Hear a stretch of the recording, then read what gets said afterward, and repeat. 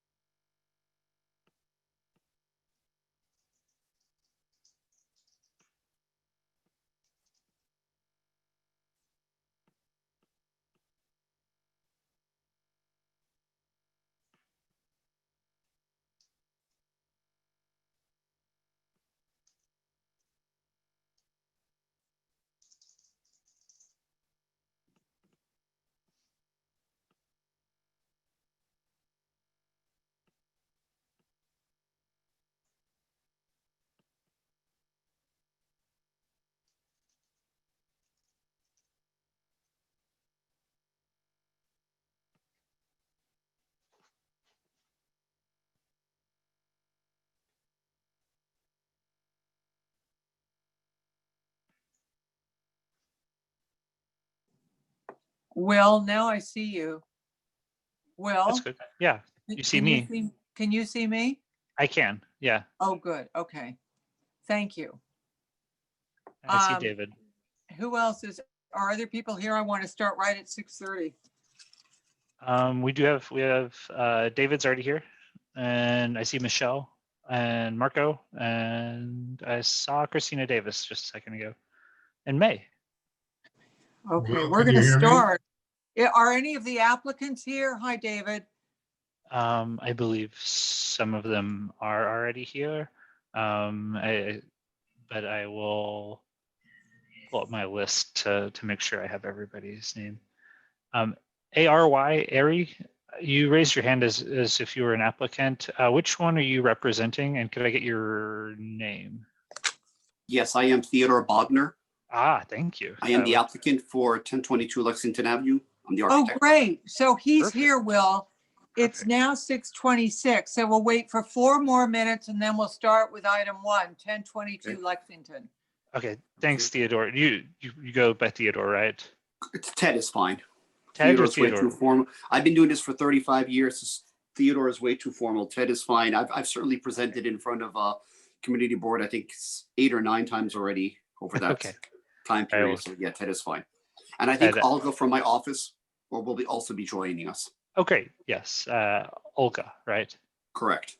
Are you saying that the name on my iPad came up as Ari? Yeah. Is that That's your strange. child or No, someone? that was one of our previous people in our office who was probably using the iPad, and I guess she assigned it to her name. So I have to make a note to myself to switch the name on the iPad around. That makes sense. But it's okay, I fixed it for you. Oh, okay, thank you.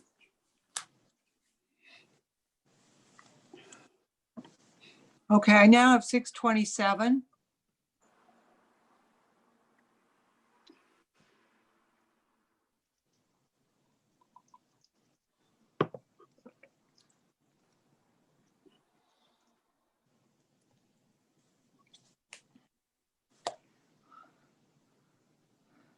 David, are you there?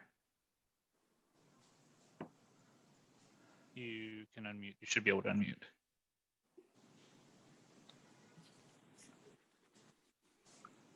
Try again now, David. David? Will, can I be heard? Yeah. Oh, yeah, you can. Hmm? You can. You're good. I'm having trouble hearing you, though. Hmm. You can hear me somewhat or not at all. Excuse me? I think that answered. I'm having trouble hearing you, so how do I increase the sound?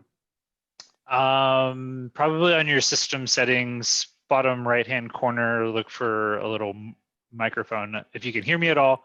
If not, I'm going to chat you. I can hear you, but I don't see a microphone. Look Okay, next to your clock for a little V-shaped thing with little sound waves coming out of it. I see participants chat, share screen, record reactions. All the way down on the bottom bar on your start bar. I Of don't your have it all the computer. way down. My lower right-hand corner says leave. Hit escape for 1 second. And while you're not in full screen mode, try to adjust it. I can't operate like this if we're Um, going. Will, No. I think David, this would be actually on your computer, Exactly. not part of the Zoom. The volume.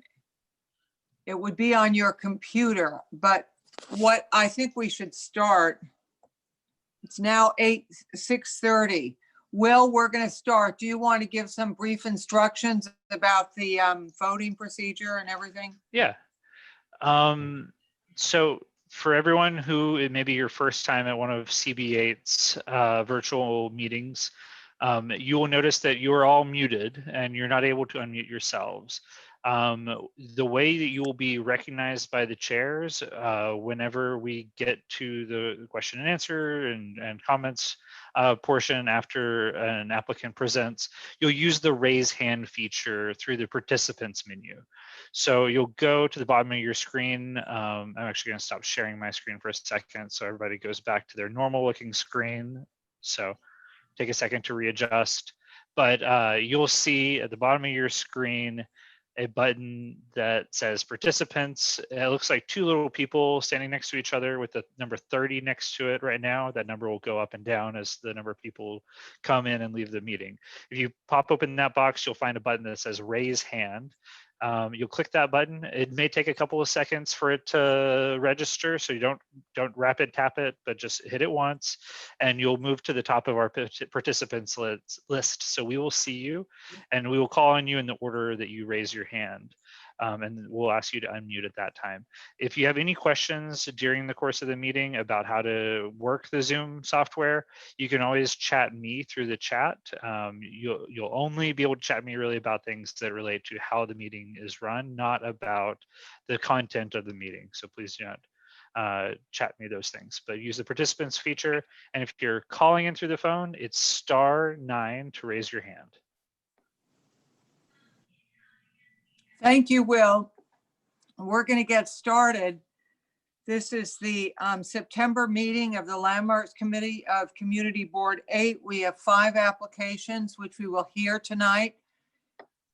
The applicants are here at the first step of the public approval process. We will vote on the context and appropriateness of each application within the historic district.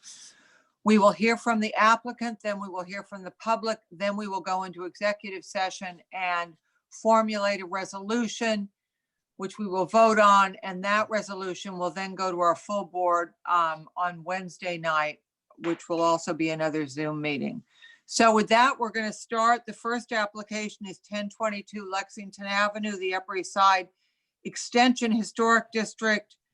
It's some work at the first floor and the relocation of the residential building entry from Lexington to East 73rd Street. So the applicant can start to present. I guess that will be through a screen share, Will. Correct. Ted, you can actually share your screen now. I'm not quite sure I know what that means. It means you're, go ahead, Will. It means you'll drop your presentation into the share so we all can see your drawings. Oh, I'll go from my office. We'll be doing that, but I don't know if she's on right now. Okay. Can you find out if she's on? Yeah, Olga, if you're on right now, would you mind raising your hand into the participants list so we can find you and unmute you? You may just be labeled something incorrectly. Or if you have your camera on, give me a big wave.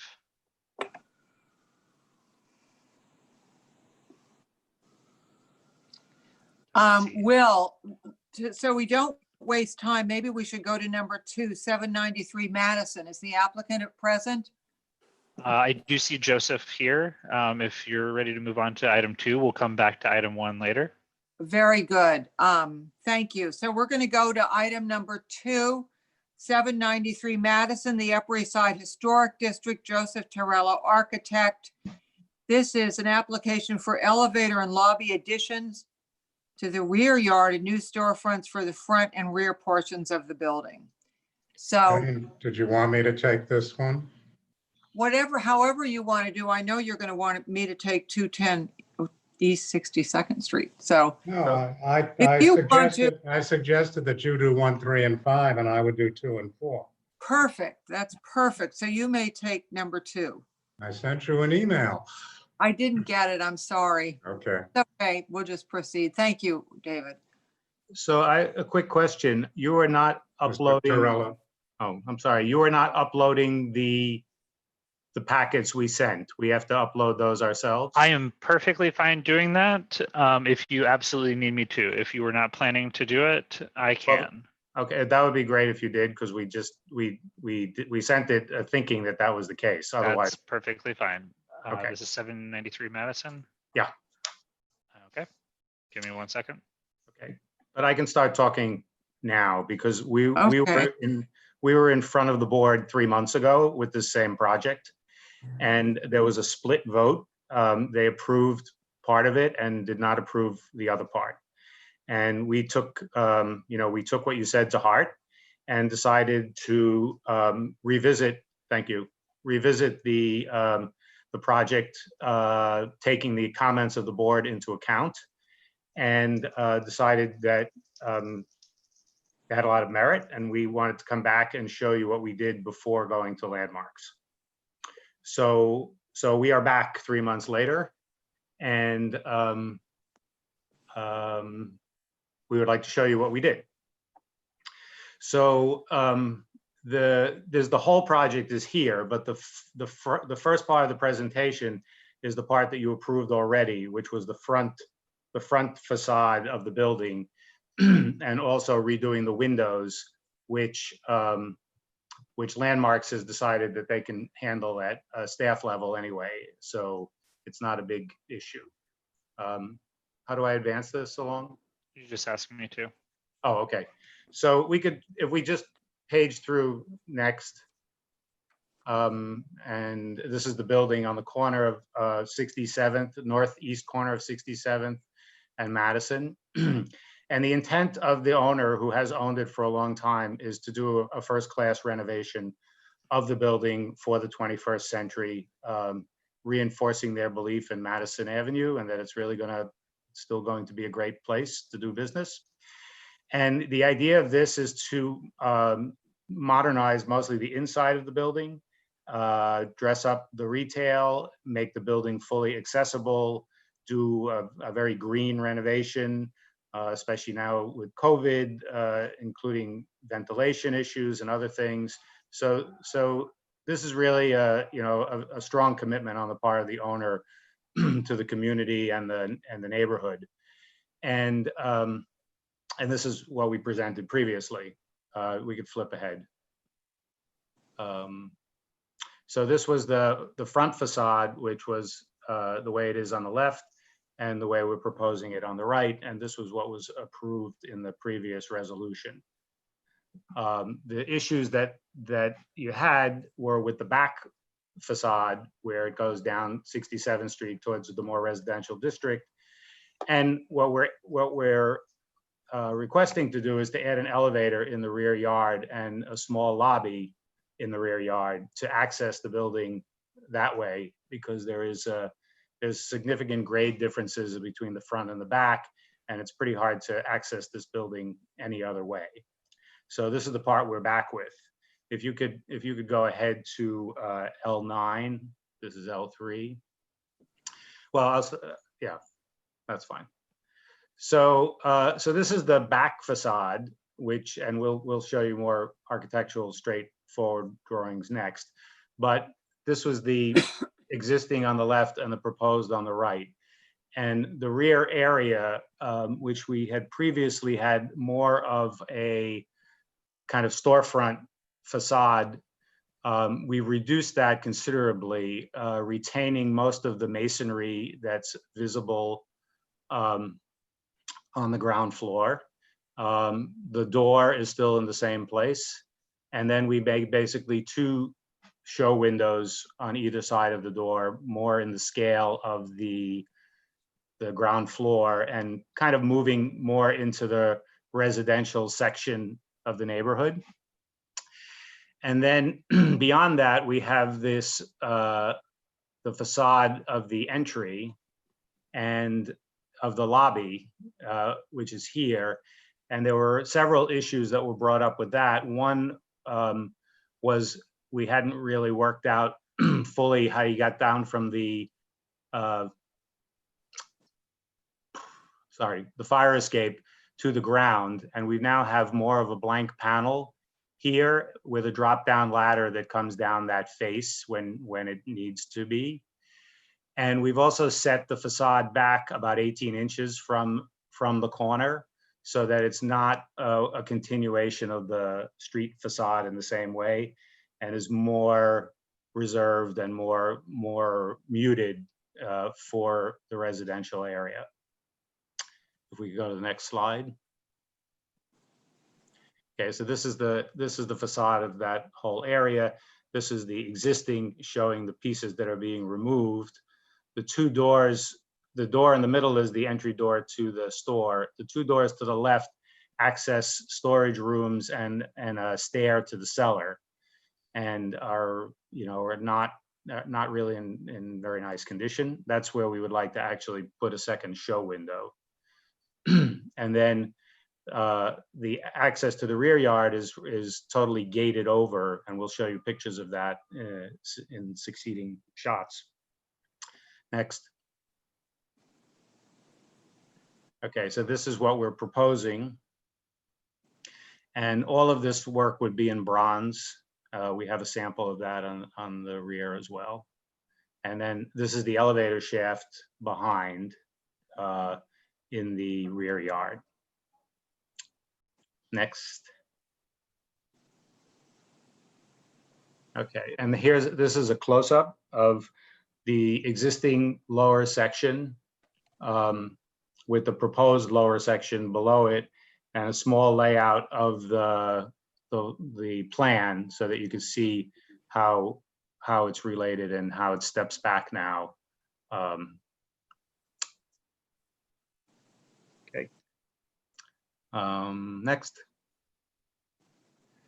This is just a section looking the other way, showing the small lobby and the elevator as it relates to the street. As you can see, the rear yard right now is several feet lower than the street, so we would be bringing that up level. Next. So these are some shots that we showed originally of the rear yard, showing how it is right now, because there was some question of being able to see through it or having some quality on the street that would be missing. This was in winter, and then if you could go to the next slide. This is actually what it looks like during the season when there's growth. So, there really isn't a street front presence in the same way that they were talking about. And in fact, it looks kind of overgrown more than anything else. But there certainly isn't a visible view through the backyards. And then next. Next. So this was just an example that I showed previously, but this is the next corner of 68th and Madison, which is where Max Mara is. but it's just to show what was approved previously by Landmarks and you all a few years ago for that building, in which we added an elevator and a lobby in a very similar fashion, in a very same position. And it worked out rather nicely. And I think, you actually gave us an award for it after the fact. And next. And then this are a few other shots. The shot in the middle is actually our facade right now towards the rear. The other two are buildings that are on adjoining streets. And they are also shots of buildings with long facades that go down the side streets, showing kind of similar doorways and similar window arrangements that seem to be pretty well received and seem to fit pretty well with the neighborhood. And we think that what we'll be doing will be quite similar and effective, because right now there's actually this canopy. The show window actually sticks out several feet from the facade, which I'm not really sure how they got to do that, but it's there. And we think that this will clean up the facade much more professionally looking and make for a much nicer store rather than what's there now.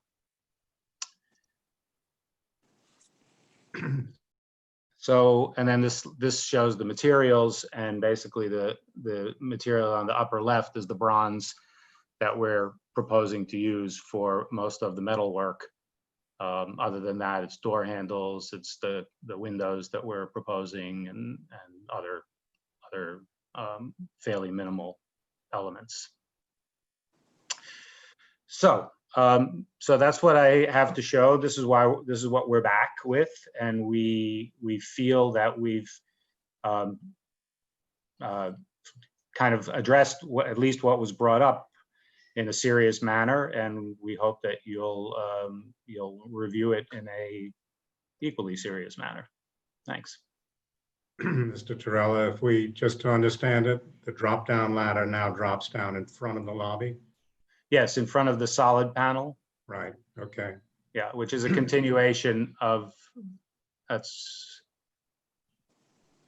one more, right there. It's a continuation of the end of the fire escape, the last panel. So Right. it was good that we had to work that out rather than what we presented previously. Will, I don't know whether I'm the only one, but I'm getting interruptions. So Mr. Torella is talking, then he continues and I don't hear him, and then it comes back in again. I don't know if I'm the only one with that problem. Jane, are you having that problem? No, I'm sorry, David, I'm not. Oh, well, you shouldn't be sorry. Okay, we'll keep on going and hopefully it will solve itself. So we should hear now from the public, if anybody in the public has a comment. And just a reminder, if you have a comment on this application from the public, please use the raise hand feature in the participants menu, which is at the bottom of your screen, and we will see you that way. Or if you're on the phone, it's *9. Giving a couple seconds to see if anybody raises their hand, but David, I don't see anybody. Okay, well, it's time to go to the committee. Will, can you put a voting sheet up so we have all the names? I can. Do you want me to leave the PowerPoint up so that we can use that, or do you want me to just go? I have the list and I'll go in order. Well, if you have the list and just go in order, that's fine. And then if anybody wants to go back to the PowerPoint, it's up and you can reference it. Okay. So I'm going to go in alphabetical order from the top to the bottom for this one. So we'll start with Elizabeth Ashby. Elizabeth, you're unmuted. Okay. Can you hear me? Yes. Hello? Yes, Elizabeth, we can hear you. Oh, okay. Yes, I have a question. How far back are those windows, the proposed elevator, lobby, and shaft? Is that at street? Is that a street line, or is it recessed, or where is it? It's set back 18 inches. If you look at the 18 inches. if you look at the plan down at the bottom, right, right there, and it shows the 1'6" over on that corner. That's, oh, okay, so it's just off the lobby, yeah.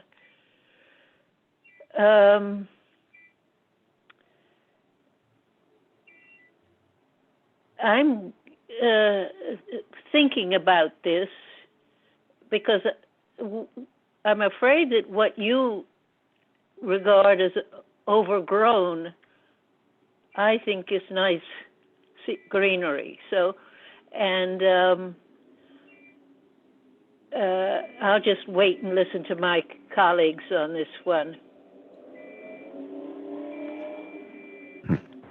All right, so moving on, we'll have Gail Barron. I had a question. You said that the rear yard was several feet lower than street level. How are you addressing that? I didn't quite understand. Oh, we're filling in the slab at the level of the sidewalk. So we'll have a new floor in there that's at the sidewalk level. And how many inches is the difference right now? I think it's close to 2 feet. 2 feet. I know there's at least 3 steps, so it's probably 21, 22 inches at least, something like that. Okay. That was my major question. Thank you. All right, next is Michelle Birnbaum. Yeah, thank you. So I appreciate you addressing the issue of the fire escape. And so from what I can tell, you solved it by pushing the door back 1.5 feet, and therefore the drop ladder is going to be in front of it and come directly onto the street. Is that how that was addressed? That's correct. Okay, so in what I'm looking at here, this looks very, very contemporary to me. So is it giving me the detail? Like, for example, if you look at your marking DO2, that door, what does that framing around it represent? What is that? It's bronze. So it's stepped down or stepped up bronze. In other words, different steps around the doorway. No, it's all at one level. Oh, but you're showing it as though it's different, you know, like different steps, like a picture frame that has different step downs. I'm not sure what exactly Well, you're reading that sees that. Unfortunately, the hard thing is that you don't have the pointer. So, Right. you know, so that's difficult. So Will, can you put the pointer on DO2? Move the, Your cursor. Oh, I'm sorry. Yeah, so he can see what I'm referring to. I'm sorry. I was looking at I thought you were talking about DO3, but DO2, No, which is over. DO2. oh, here, the That's- door. Yeah. I'm sorry. That's a molding that exists. That's part of the facade. Okay, so the frame that's within that facade, that's your bronze frame. That's correct. Okay, and the windows B07 and B09, Yes. that's just plate glass, or is it 2 pieces? Why does it look like 2 pieces? Because there's a structure of the building behind it. Yeah, that we're leaving in place. So that each of that 8'6" spread represents 2 windows within it with brick or whatever in between. Is that right? Yes, that's correct. Okay, it's hard to tell, you know, from this kind of but all right, so that's brick. And each of those windows is how big? Because I without a comparison, I don't know what you're replacing The window is 8'6". in total, but you Yes. said you have 2 pieces in there. No, in behind it, the openings are different sizes. They were doors and other things, so they're arranged between, say, 2'6" and 3'6" wide, the openings. On this ground level, Yes. I'm sorry to say, maybe everybody else understands, but I don't. Can you give us a verbal description? Do you have any other kind of rendering? Well, if you look just up above the sheet, you can see on the left side the doors that are being removed, and those represent where the openings are. But you're not keeping those. No, but that's what's being shown on the lower drawing as openings. So you would see through them and into the store beyond. But we would retain some of the masonry structure of the building, which would be a recall of what was there, before we put this window in front of it. I think the issue Okay. is, there are two layers there, the glass and then the masonry behind the glass. That's correct. I'm sorry, I'm not getting it. Maybe other colleagues can clarify. I mean, when you say masonry is behind it, so does that mean that the windows are sticking out? Are not flush? They're on top of the masonry. Just, if you look at the plan on the bottom, you'll see the dark line represents where the window glass is. Yeah. And then the openings are shown directly behind it. Okay, I'm gonna pass because I'm not getting this. Maybe with other people speaking, I'll get some clarification. Thank you. Okay. Next would be Alita Camp. Alita. Thank you. First, thank you very much for coming back to the board and taking our comments seriously. It's always appreciated when people do that, so thank you. I have to say, though, that I agree with Elizabeth, even though she had not confirmed this, that the doors, the greenery there is really nice. And while my colleagues have been talking, I've been listening and also wondering if there's something, and I'm not an architect, something that you could do to preserve that, because it is in this increasingly dense city, it is nice to have those spots of greenery. And in addition to that, with that, you said that was bronze material that goes around the lobby. It's big, that bronze, and I like bronze, is big, and it gives it a very contemporary flavor, especially when coupled with the bronze around the storefront windows to the west. So I don't know, I think setting it back 18 inches is good. I think I would miss the greenery, and having that elevator shaft behind it gives it a much heavier look. So I'm not really sure about this, but certainly having egress from the fire escape, if that's a word, is important. So that's a good thing. Is that all of what you had to say, Alita? I think so. And maybe this would help clarify, Michelle. So the windows are not just display windows like at Hermé or something where there's something behind it. Are they windows looking into the store where the view is interrupted by the brickwork that we see in the middle of that? That's correct. Okay, so they're not displays. They're just like big windows. Okay.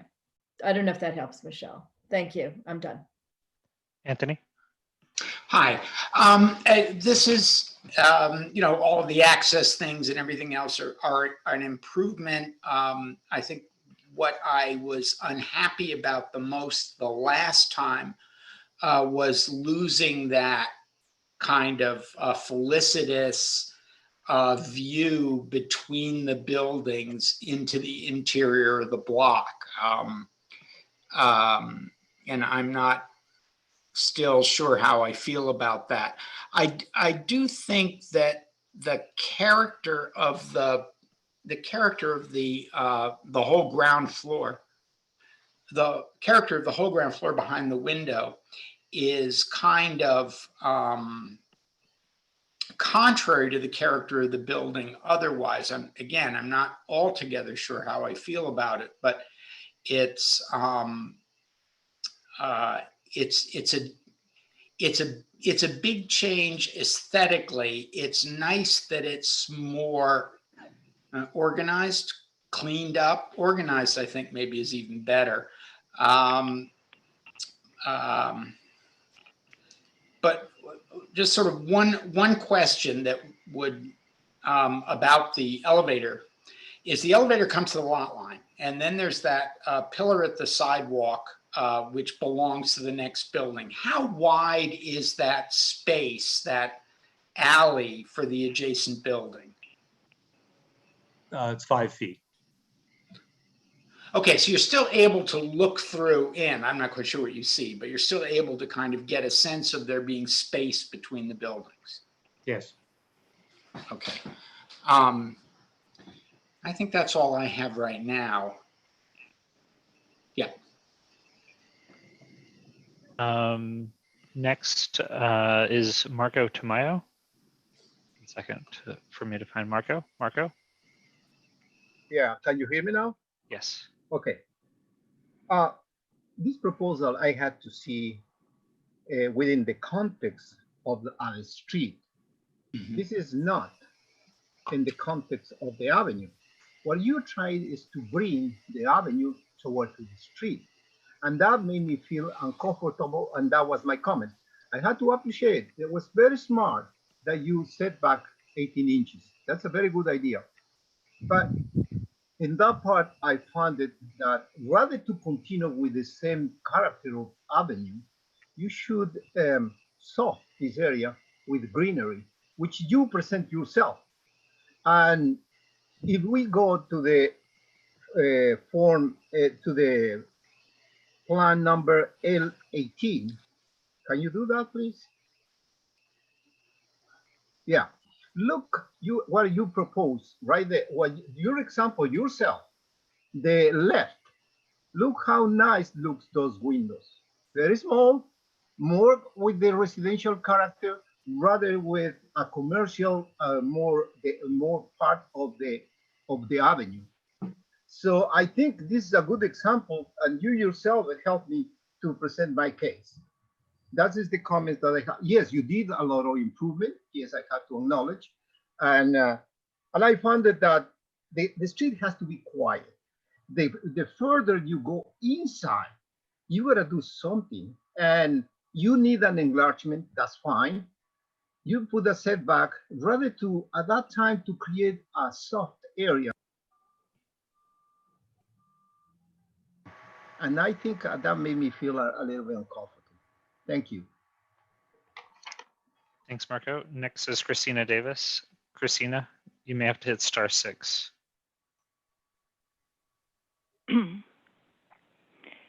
Thank you.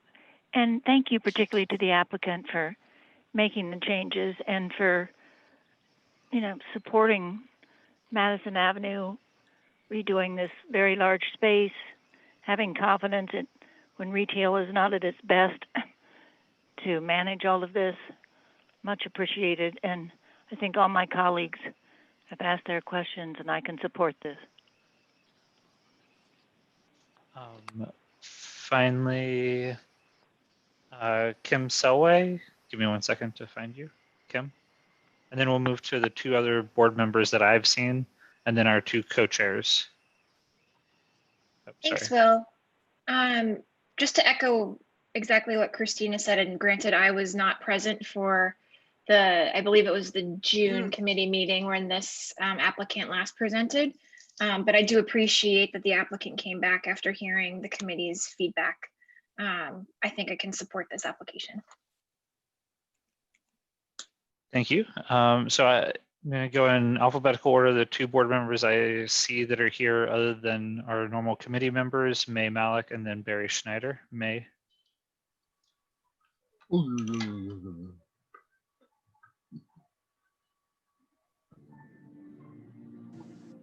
May, are you there? Then I will skip May for a second and go to Barry Schneider.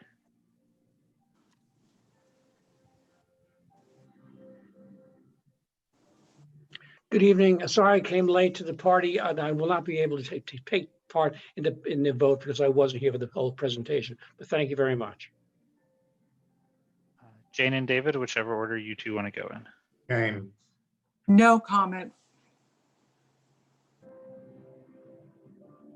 David? Yeah, I feel positive about what's been done. I'm not concerned about the contemporary look, because if you think about the corner and the contemporary two-story storefront at the corner, I think what we have is a combination of the masonry facade with openings that are done in bronze but have a more contemporary character to them. But I do think, because the way things are organized around the door, that it all feels very comfortable to me.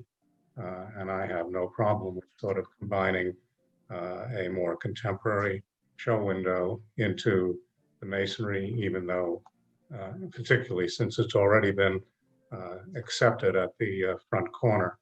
I think that the lobby is just fine. The setback obviously works.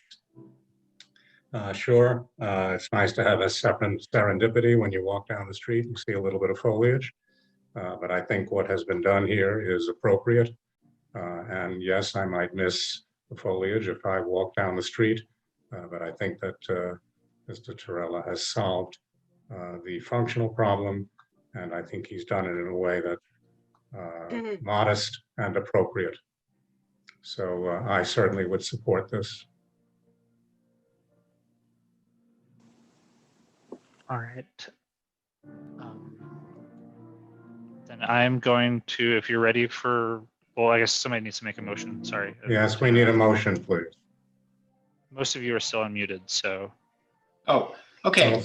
I'd like to make a motion to approve. We need a second. Okay. Kim and Michelle both seconded. Okay. All right, let me pull up a vote sheet. Let's call the roll.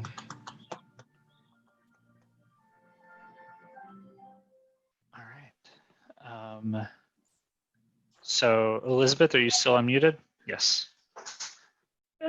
I don't know, but yes. Yes, okay, thank you. Gail, you're still there? Yes. Michelle? Yes. Alita? Pass. Pass, okay. Anthony? Yes. David? Yes. Jane? Yes. Marco, I need to Marco? Abstain. Abstain. And then Christina? Yes. Thank you. Kim, I need to unmute you. That thumbs up looks like a yes, but. Yes. Thank you. I don't believe May or Barry will be voting on it. So going back to the pass, Alita. I'm going to abstain also and then think about this in the next couple of days. Thank you. All right, thanks. I have some music coming in from somebody else, so I'm gonna mute everybody and we'll move to the next item. Thank you all for your time. Thank you. Will, can you hear me? Or am I Yes, still you're good. muted? Okay. 1022 Lexington Avenue. Are we ready for the screen share? I've got Olga and Ted. I saw Olga earlier. Correct, and she should be able to share the documents. We also had sent them into Saida. And I can put them up too if you need me to, but If you could, that would Will, be great. why don't you put them up? Olga, if it's easier for Olga to do it if she's there, if not, Olga. So you see it? Yes. Yep, there we go. Okay. So that is our cover page for our project. This is at 1022 Lexington Avenue. Thank you for having us this evening, Landmarks Committee of Community Board number 8. The project is a restructuring and redoing of the facade at the lower 2 levels of the building. It is a very small and thin building. It's 80 feet in length, 17 feet in depth, 17 feet along Lexington, 80 feet along East 73rd Street. Could you repeat that, please? You said that rather quickly. Sure, I'll It's slow 80 down. feet in length. 80 feet in length along East 73rd Street, and 17 feet in width along Lexington Avenue. And it is located with the Upper East Side Historic Extension District. Next page.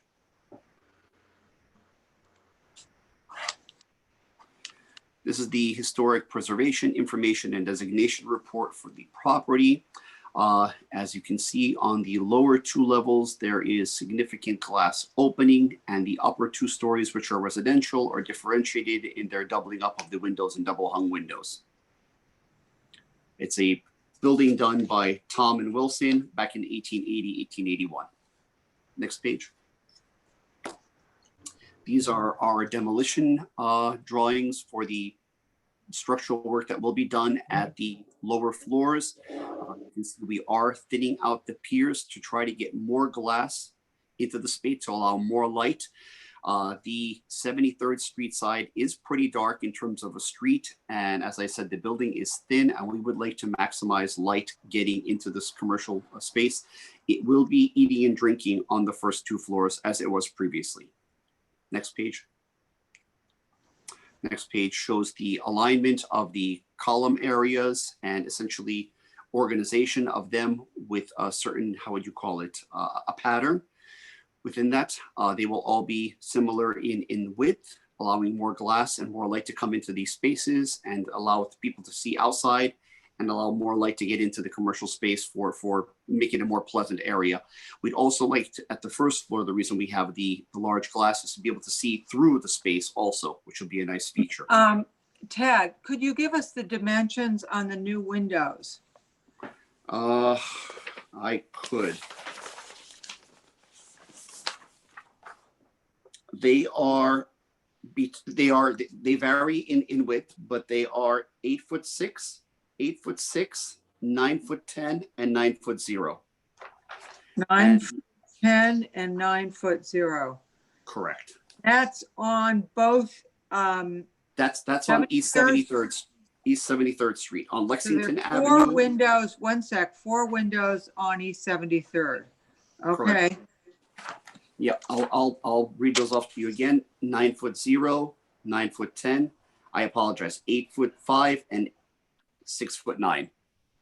I am totally confused. I have 8'6", and what's the next one? 6 feet. 6'9". 6 feet 9 inches. 9'10". 9'10". And 9'0". And 9'0". Okay, very good. Sorry for the interruption. That's okay. And on Lexington Avenue, we've opened up the facade to be 13 feet 8 inches wide. 13 feet 8. And so that's just one window. That's correct. That's one large wide window. Yeah. Okay. And there was only one window there previously?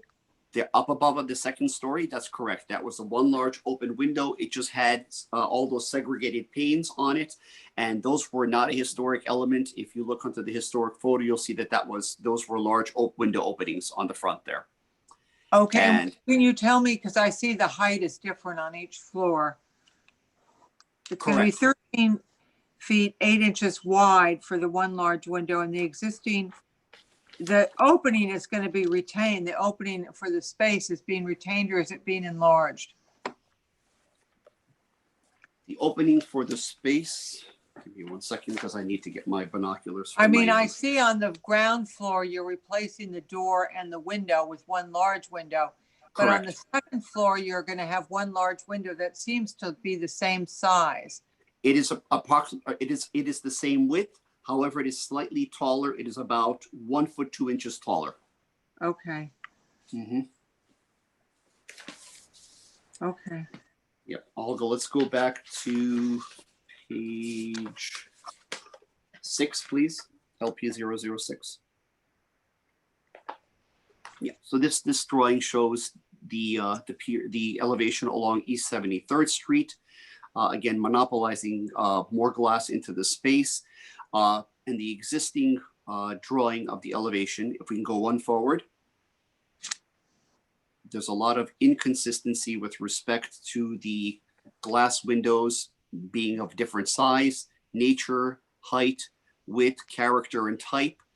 And on the proposed drawings, we have those matching up, in particular matching up with the commercial that's existing on the western part of the storefront. I'll go just put a circle to where you have the existing commercial space on the western side. And that's the tenant that is actually still there right now. That's Farrow and Ball. Oh, Correct. Next slide, So please. let me just go back, Ted. I'm looking at that Sure. 73rd Street side. Right. The first two windows, so you've got 5 windows on the second floor and 3 windows on the first floor, and then the doors. Correct. Is that correct? That's correct. Yes. Okay. Thank you. Sure. We are going to be removing the wood siding, which was not historic, off of the first 2 floors, and we will be replacing it with brick and restoring the brick to make it blended in with the rest of the building. So we would get back to the historic look and fabric of the building and that nature. Next slide, Olga.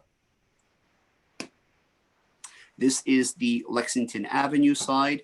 As you can see, again, a lot of inconsistency between the first 2 floors in terms of elements. The multi-paned window at the second floor, the same window width will be retained, just it'll be slightly about 1 foot 2 inches higher, and we'll be reflecting that window width down below for the eating and drinking establishment also.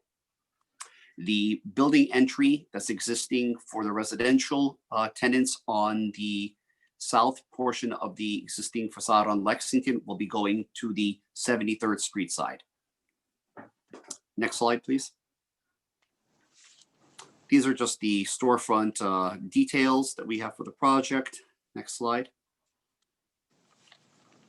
These are the existing photographs of the buildings showing how they look right now.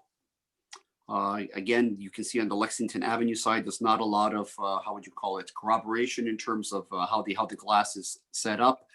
One of the things I think we're doing well is we're actually splitting up so there's a visible distinction between the commercial and the residential up above. And we're also helping align the window and glass openings with that respect. Next slide. This is several pictures along Lexington Avenue. We put these in because really just to show even on that block, there's no consistency in terms of the widths, how the windows are configured, 1/1, a small short 1/1 on the top part, then on the bottom part of the transom, there's just not a lot of consistency. Same thing at the ground floor level. You've got, a smaller window, a glass door, storefront widths and stuff like that. So we decided we would try to keep it consistent both on the Lexington Avenue side and then again on the East 73rd Street side. Next photograph. This is us on East 73rd Street. Again, at the second floor level, you can see there are minimum of 3 different elements, 4 different elements actually, fenestration wise that are going on. We're going to be trying to keep that to 2, which would be the residential portions and then the commercial portions. Again, as I had mentioned earlier, the wood paneling that's on the lower floor will be removed. It'll be restored to the brick, and the brick will be restored to look like the rest of the building so that it looks like one uniform building instead of a hodgepodge of different materials. Next photograph. This is essentially stating what we're going to be repairing in terms of the existing elements that will be left. There are a lot of sills, window frames that require repair work. The cornice also is damaged in several sections that will be repaired, fixed, and properly set up so that it's nicely, how would you call it, visually attractive. We're also infilling a lot of there had been various holes made for air conditioning or ventilation. Those are being sealed, and we're going to be covering those up so they all become like a portion of the facade, flat element, one nice facade. Next picture. This is was requested by Landmarks, just close-ups of the window down below, which is, you can tell that on the bottom left side, it doesn't really permit an awful lot of light into the space. The upper level had a very with the segregated panes had a very bar look feel to it. And again, the additional panes were not historic for Landmarks, but they did take, cut away from the lot of light coming into the building. The residential entryway has a historic door, although it's not a historic door. It has a wrought iron door on the inside, though, of the door, not on the outside. It's possible we may introduce that on the East 73rd Street side on the internal residential entry, just to maintain that element. But it was not something that was required for us to retain or maintain. Next slide. That's again the door, same item. And next picture. And I believe this is photographs in the neighborhood showing buildings with entries for the residential portion along the street side as opposed to avenue side of the buildings. I think just to summarize, we do have a thin building, 17 feet in width. We are trying to increase the amount of light into the space. You know, as we all know, commercial and retail right now is very difficult, but we do want to create a nice space that's open, light, gets a lot of light into it, something that's pleasant where people want to eat and feel that they can see a part of the streetscape and get enough light into the space. We are aligning the vertical glass better than what it was aligned before. There were 3 different alignment lines previously. Now we've got them down to 2, and we've separated commercial from residential.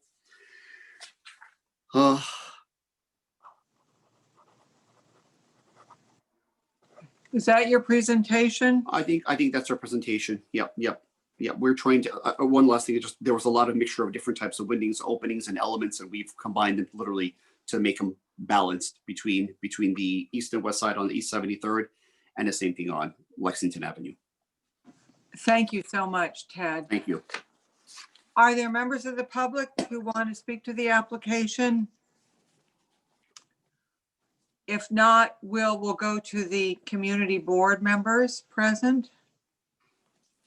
Just a reminder for everybody, use the participants feature to ask a question about this or make a comment. And if you're on the phone, it's *9. I'm not seeing anyone who has their hand raised. Olga, would you mind making that full screen, by the way? Oh, it is cool. It's just small laptop. Okay. Jane, would you like to go alphabetical order regular? Yes, just do it the same way. Thank you, Will. Okay. So then first would be Elizabeth Ashby. Elizabeth?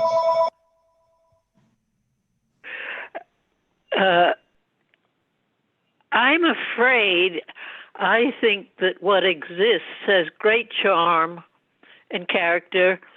I think it certainly is disorganized, but I think that adds to the character. I think this looks all neat and clean and good that way, but I'm afraid I think that what exists it contributes to the character of the community, and this will not. Thank you, Elizabeth. All right. After that is Gail Barron. Gail. Thank you.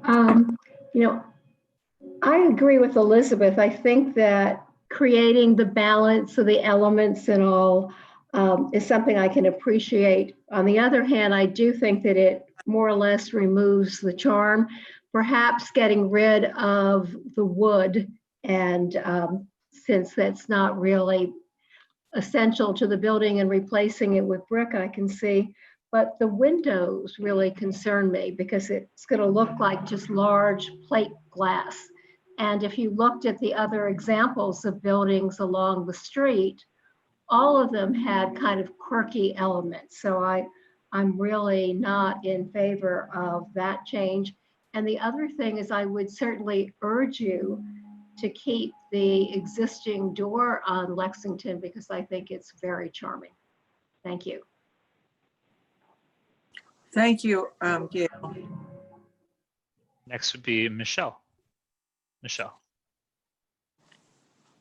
Yeah, I agree. I could not support the change in the windows here. I remember this restaurant very well, and I actually remember eating in it.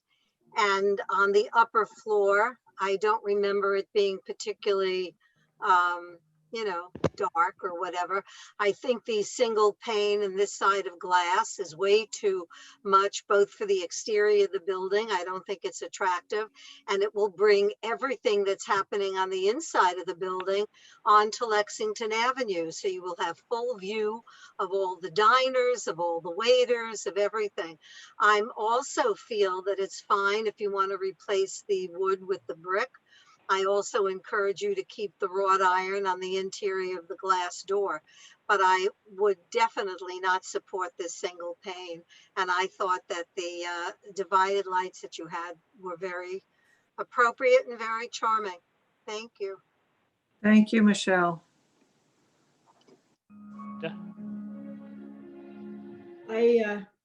Thank you. I agree with everyone who's spoken so far. I think the divided lights add a lot of character. I don't understand why there would be less light coming in with them. It may be disrupted light, but the window is, except for the size of the window is still glass. I think when I look at the side, even at the front, all I see is glass. It's very, very contemporary, and that you could not use that beautiful wrought iron door for the door on 73rd Street and then replicate it for the other side indicates how contemporary a space this really is going to be. I don't think Farrow and Ball is an appropriate comparator because it is a much softer look with the awning and the way the windows below relate to the windows above. This to me, and I appreciate and thank you for supporting restaurants during these times. And I just walked by it yesterday, in fact, and looked at the permits for a sign of what was to come. It's just way too contemporary, way too much glass. Thank you. Thank you, Alita. So Sarah Chu has joined us. Sarah. Hi, I have no questions. I'm still catching up on the aspects of the application. Thanks. So Anthony is next. I guess I understand. There's a difference between a building having an order and being orderly. This is orderly, but it negates the masonry quality of the original or existing building. It looks like to me as almost as if the bottom half of the building has been utterly replaced with something that bears no relation to the upper portion. So that's my comment. Thank you, Anthony. Next would be Marco. Thank you. My impression is the existing second floor window, it has some character. Put it a plain glass window, reduce the charming of that section. In the bottom, it looks like something that is completely plain without a character. It's something that is different from the top, completely out of the context of the full design. On the street, I'm still maintaining the same criteria that I did in the last project. I want to see more contact with the residential district rather with the avenue or commercial activities. Maybe it could be acceptable, the first floor, because on the eastern section is already existing and probably give you a little bit of continuity in that part. Yes, but the second floor, you have an opportunity to stop.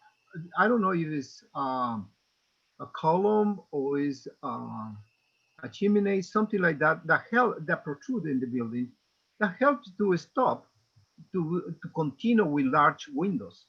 And I think my impression is excessive glass, especially in the second floor. And that's my comments. Thank you. Thank you, Marco.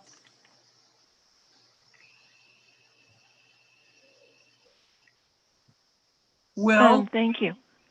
Oh, It's Sorry. Christina. okay, thanks. Well, I agree about the second floor windows. That I'm wondering, who are you working with at Landmarks, and what are they saying about these windows since they're not historical?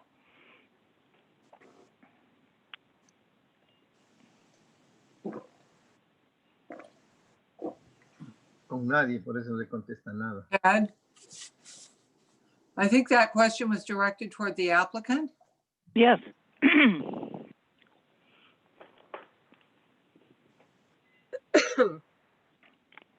Well, Elizabeth, I don't know what's happened, but is the applicant still here? I don't see him. Olga, do you know the answer? Elizabeth, There he is. oh, he's here? Yes. Ted? There he is. He was muted. Okay. Thank you. There we go. Yeah. Did you hear my question? I did. I wasn't able to unmute myself because I wasn't allowed to be unmuted. Because of the fact that the windows were not historic at the second floor, particularly the single pane windows at the second floor of the Lexington Avenue side, that's why they had us come to you. One of the main reasons why they came to you. Same thing with the first floor window at the Lexington Avenue side. That was not historic. With respect to historic elements, it was more the upper level. Also, I think the only other element that they were looking at possibly retaining were the two middle windows that are just to the left of Farrow and Ball, but even those were inconsistent with the rest of the windows within the building. So that's why we propose to have them turn into larger glass window openings. Well, I'm in support of the existing windows, the multi-pane. Thank you. Thank you, Christina. Kim? Hi, thank you. I'm inclined to echo Gail, Michelle, and Alita's comments about the windows on East 73rd Street. To echo what they said, it's just two large sheets of glass from my perspective, but of course I'm anxious to hear what both Jane and David have to say. I'm inclined to disapprove this at this point, though. Thank you, Kimberly. So going to the board members who are not on the committee, May Malik, are you there? And if not, then I see Valerie Mason has joined us. Can you hear me? I can hear you now. Oh, sorry. Just quickly say that I completely agree with the comments shared by the committee members, and I defer to them. Thank you. Valerie. Hi, I came in late, but I was just curious for your window treatments, even though I prefer the mullion. I've seen this building 1,000 times or more, but I'm just wondering, in a post-COVID or in COVID world, why you might not prefer windows on, at least on the first floor, if this is supposed to be restaurant space that might be able to be opened given everything that's been happening. And was wondering if you were thinking about any adjustments that way. Valerie, just to clarify, we're here to vote on the context and appropriateness of what the applicant is bringing to us. Okay, I appreciate that. I just, okay. I go with the original windows, but I just, okay. If there was some other reason to have these windows, I might be persuaded that they were useful. But that's not our purview, unfortunately. Okay, well, but okay. So you have Barry Schneider and then the two of you. Yes, thank you. I go along with Christina Davis' comments about the windows. Thank you very much. David and Jane? David, did you want to speak to the application? I think it's all been pretty much said. I think that it takes a certain level of artistry to combine something contemporary with something traditional. I think the prior applicant certainly did that. And in this particular case, I think there were two words that we used: quirkiness, which I agree seems to have been lost. And just to say, and what Anthony said a little differently, it feels to me like the upper two floors are sitting on stilts, and they have nothing to do with what's down below. Somehow this is just not an integrated design. It's very disappointing, and I can't support this. Okay, I feel the same way. It seems to me it's a motion to disapprove. Does anybody want to formulate a resolution? I move to disapprove. Yeah. Second. Thank you. I think we can go to the roll call, Will. All right. Give me 1 second to get it on. All right. Gail, oh, you had your hand up. Sorry, before. No, I was just going to second the resolution to disapprove. Okay. Sorry to interrupt then. Elizabeth. Yes. And a yes is to disapprove, just to make sure that's clear. Yes. Great. Gail. Yes. Michelle. Yes. Alita.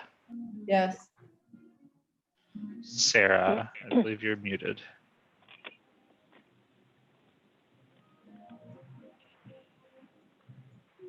Sarah? Oh, we didn't hear you if you said anything. I saw you unmute for a second. Yes, sorry. Thanks. Okay, thanks. Anthony. Yes. David? Yes. Jane? Yes. Marco? Yes. Thank you. Christina? Yes. Kim? Yes. May?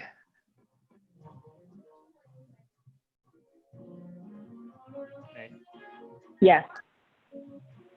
Valerie? Yes. And Barry, 1 second. I saw a nod of a head for a yes. Yes. There you go. All right, unanimous. Thank you, Will. We're going to go right to number Thank 3. you. Which, it's 163 East 67th Street, the Park East Synagogue. This is an individual landmark. Beautiful building. The application is to replace 2 existing signboards with LED signboards. Who is presenting for the applicant? Daniel Lau? Daniel? Hi, can you hear me? How do you spell your last name, Mr. L.A.? I'm sorry. L-A-U. Thank you. Sorry. It's not on the, Oh, no worries. Okay. and you're the architect of record or? I'm from RPO. I'm the project manager. Presenting this RPO. for, RPO is what, what is the name, or what does RPO stand for? Richard Purcell. Okay. Thank you. Sorry.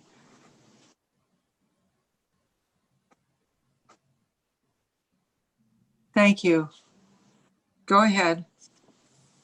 Okay, I'm going to share my screen.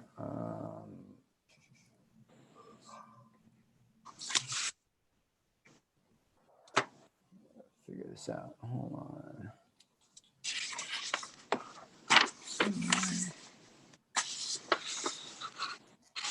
RPO.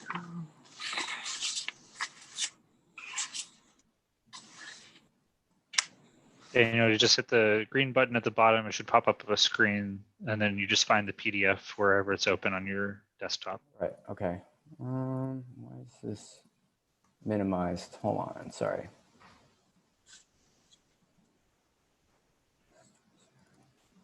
It's not opening up. Oh, okay.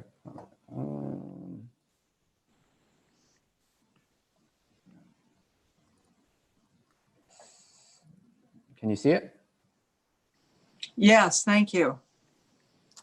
Okay, so I guess I'll dive right into it. The synagogue is individually landmarked, and what they want to do is simply just replace the existing signs you see here with an LED sign. They have received complaints in the past from their own patrons that the current display is insufficient for displaying their info. So what they want to do to solve that is they want to have a screen that will display more current info like upcoming events and flyers, and generally more information that is important to the synagogue. So get deeper into the signs itself, but to give you some context, this is the landmark boundary, and our site is here where the star is. And here it is on the Sanborn map along East 67th Street. And in the next slide, we have some historical photos from 1940, and from here you see the sign in 1988, and a site plan of the building here. And to give you some context of the street, starting from the top left is at Lexington Ave, and going to the bottom right to 3rd Ave, and our building is along here. And you'll see it is a pretty active street. There is a fire department right next door, with the police station next door to that as well. Here it is in plan view, the basement level here on the left, and the first floor level on the right. And that is where our signs are located in plan view on the exterior stairs. And you'll see a better view on the elevation drawing here. That's where our signs are located in plan view against the column. I'm assuming, Mr. Lau, that the dimensions of the signs are not changing at all. Yes, it's not changing. They're keeping it the same. What are those dimensions? It's in the following slides I'll show you. Oh, okay, sorry. That's fine. On the bottom picture is the entrance to the basement, and the stairs go up to the first floor, and you'll see the signs on the left and right. A closer up view of the existing signs. And here are the dimensions. Oh, it is, so 28 inches wide, 48 inches tall. That's the existing signs, and the proposed signs will be the same size as well. They will do as much as they can to match everything to the existing signs. Even the mounting brackets themselves, they will be reusing the same brackets and mounting the proposed signs onto those same brackets. And here are a little more technical details, a section view of the signs itself. It will be controlled via app on a phone, so they can update the information very quickly and easily. It will have an auto dimming feature, so they can dim it at night. So here is the proposed signs overlaid the existing signs. So as I said, it's going to be controlled via app. It has an auto brightness setting. There will be an electrical conduit that will be painted to match the facade and run behind the column to be hidden from the street view. The settings will match the existing signs, as in it will also have a black background with white text, and it will be displayed sort of like a slideshow with no less than 20 seconds for each slide, so they can display, as I said earlier, flyers and events, and they get displayed in multiple languages, and everything is highly adjustable.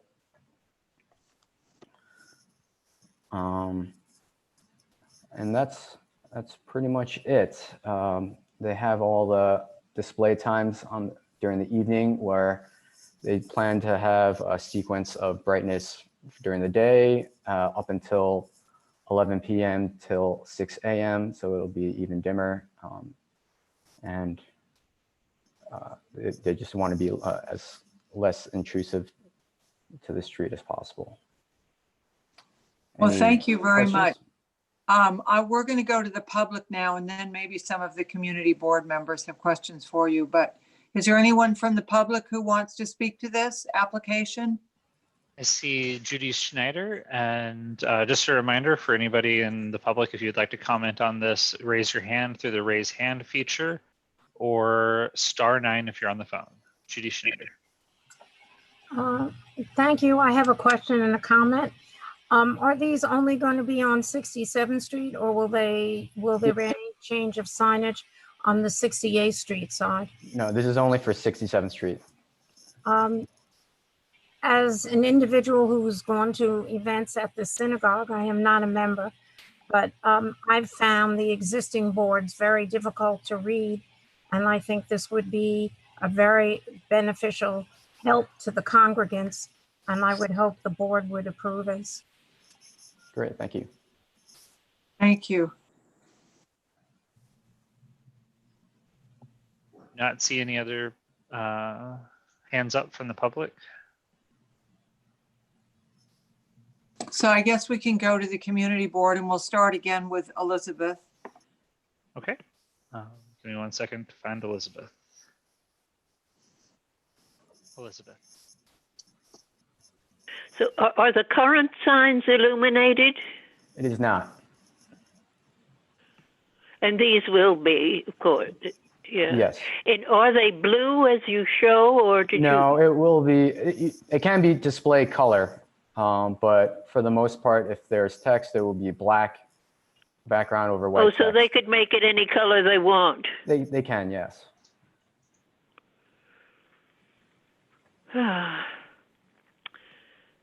Okay, that's all I need to know, yeah. Thank you, Elizabeth. Gail? I have a question regarding the slideshows. I mean, how often do you think they're going to be having movement with flyers and other information? As many events as they have, I suppose. It's probably, I assume, a weekly or bi-weekly thing. They may change the slides. They may have, I assume, 3 or 4 different slides at a time, displaying upcoming events, as I said. And they'll be, the slides will be moving continuously? Yeah, it can move continuously. As I said, everything is adjustable. They can change the timing of it. They can change anything you'd like.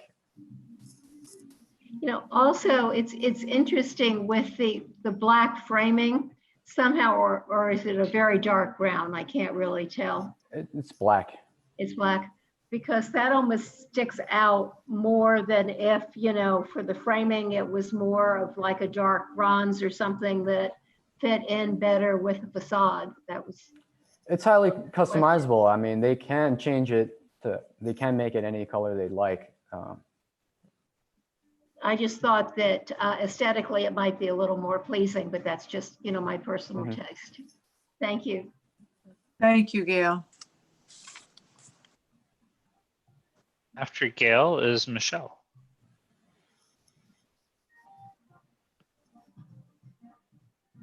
Yes, let me ask you about that. Well, firstly, it's electrified.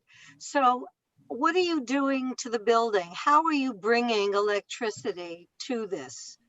I know you said it's going to be behind the sign, but you have to bring it from somewhere. And what do you have to do to the facade of the building in the process of bringing electricity? I mean, conceivably, it could come from the lighting fixture that you have, but what is the plan? Yeah, like you said, their plan is to see if they can tap into that lighting fixture from that ceiling and run a conduit behind the column and around to the front to the sign and hide it as much. So they're not going to be creating a channel in the stone to bury the conduit? You're saying they're just running the conduit? That's the plan, running the conduit, yes. We figured if they have to break apart the facade to get to, as you said, create a channel for the electricity, that might create more damage that they don't want to do. Yes, well, that's my concern. So I hope they don't have to do it.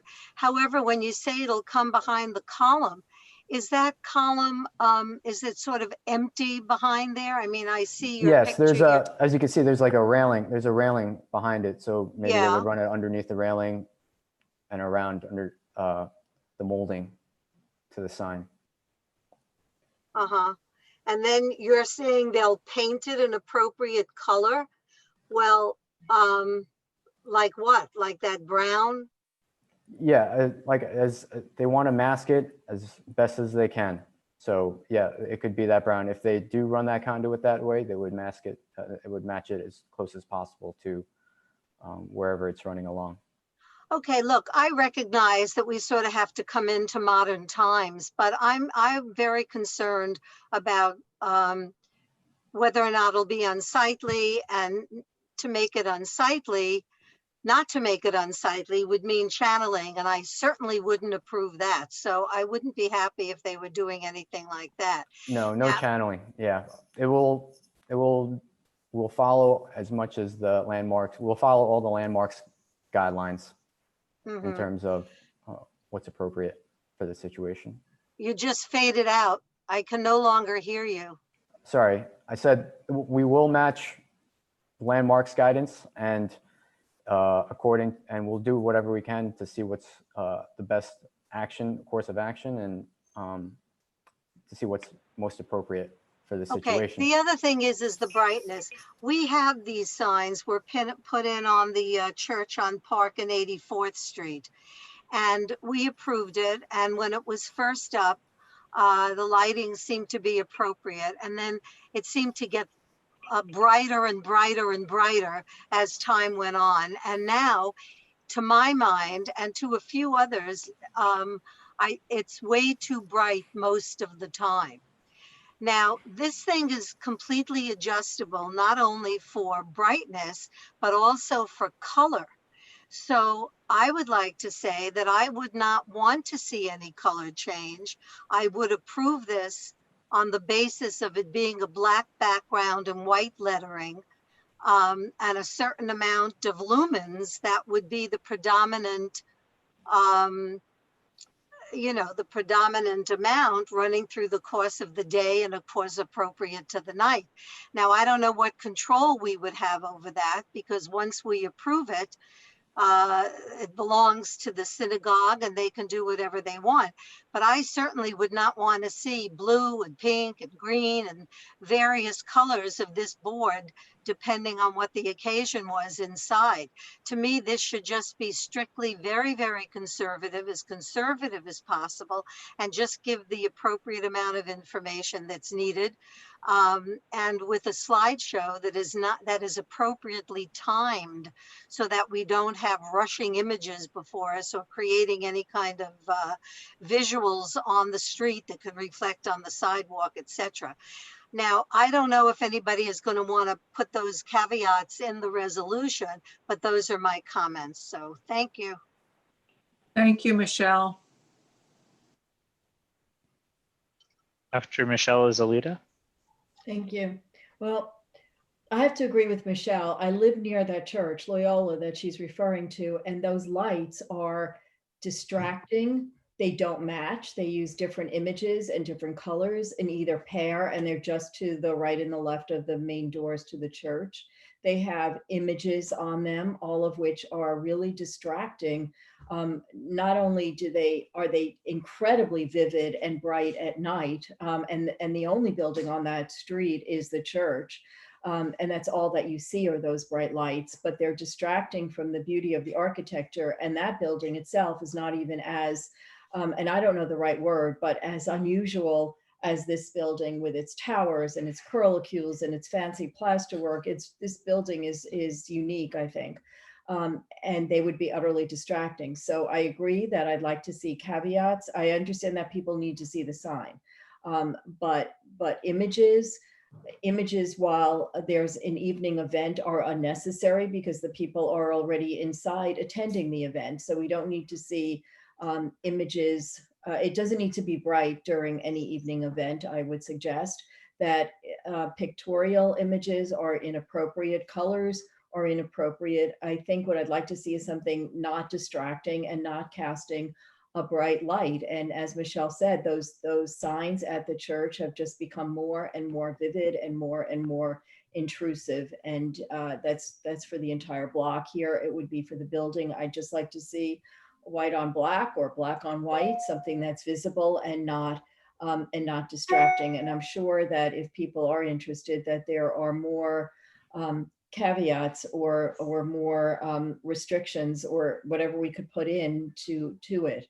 But those would be it, would be the same image or the same writing on both, and black and white, and dimmed at night, regardless of whether, until, I guess if there's coming winter, I guess if there's an event that begins after dark up until the start of the event, and then just dimmed for the rest of the night, and that there should be some kind of input that the community or the community board could have with the people controlling the brightness, and that they would be responsive, because it can become incredibly unsightly and intrusive. So thank you. Alita, I would like to hear what David has to say to that, but it seems to me that you would not be in favor of the change to the signage.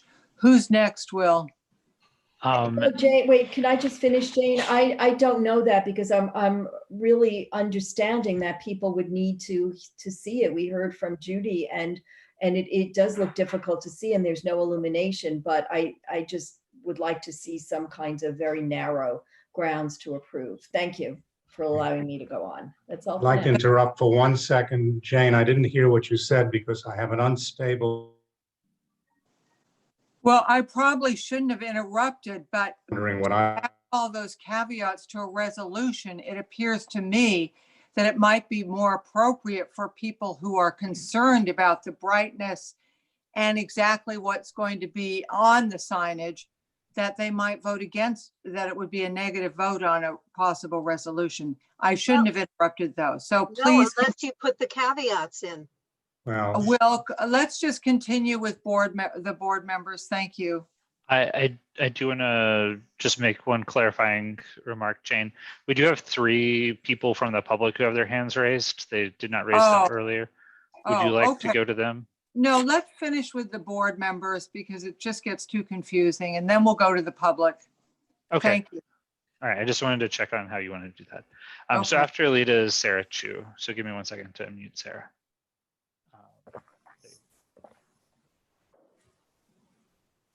Hi, I guess I had a similar question with regard to the caveats. I think this is the signage could be done in a very unobtrusive way, and it could be done in a way that's very glaring for the community. And so it's almost like approving a material that we haven't seen before. So I was hoping that Jane or David, that you would have some guidance on what we would be allowed to add to a resolution that is appropriate with the focus of the committee. Thank you, Sarah. So after Sarah is Anthony. I have 2 comments. One is what others have brought up before already, which is the issue of light trespass.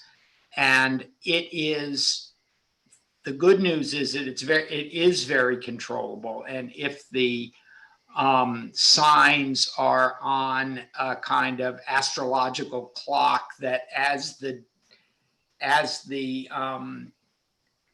light gets dimmer during the day, so does the sign, and that in fact there's no particular reason for the sign to be on at night at all. But a further issue is, and it's sort of, maybe it's an oddball thing, but I'm looking at the existing sign right now, and I was looking at it earlier today in the materials, and the existing sign is too big. It doesn't sit comfortably on the architecture, and it looks in fact like, well, it is, but it looks in fact as though it was just glued on at some point because the congregation felt they needed some signs outside. And I would like it better if in fact it were smaller. And the size that it is now is related to the size the letters have to be and how much information they want to cram onto it. But with an LED sign, they will be able to scroll through information slowly in such a way that the sign could in fact be smaller. And that's my comment. Thank you, Anthony. Jane, I just want to clarify something that I just got through the chat. One or two of the people who have their hands raised from the public, that were people from the public, are people who work for the museum or for the synagogue, sorry. Would you like me to unmute them so they can answer these questions?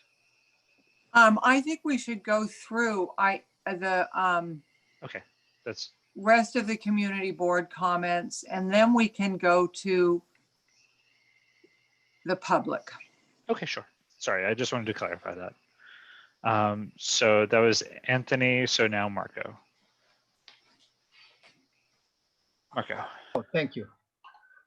Everything has been said, and I don't have no comments. The only thing I'm going to say is, regardless if we put caveats or not, the final decision is not on us, is in the landmark commissioners, who they determine exactly the decision, the final decision.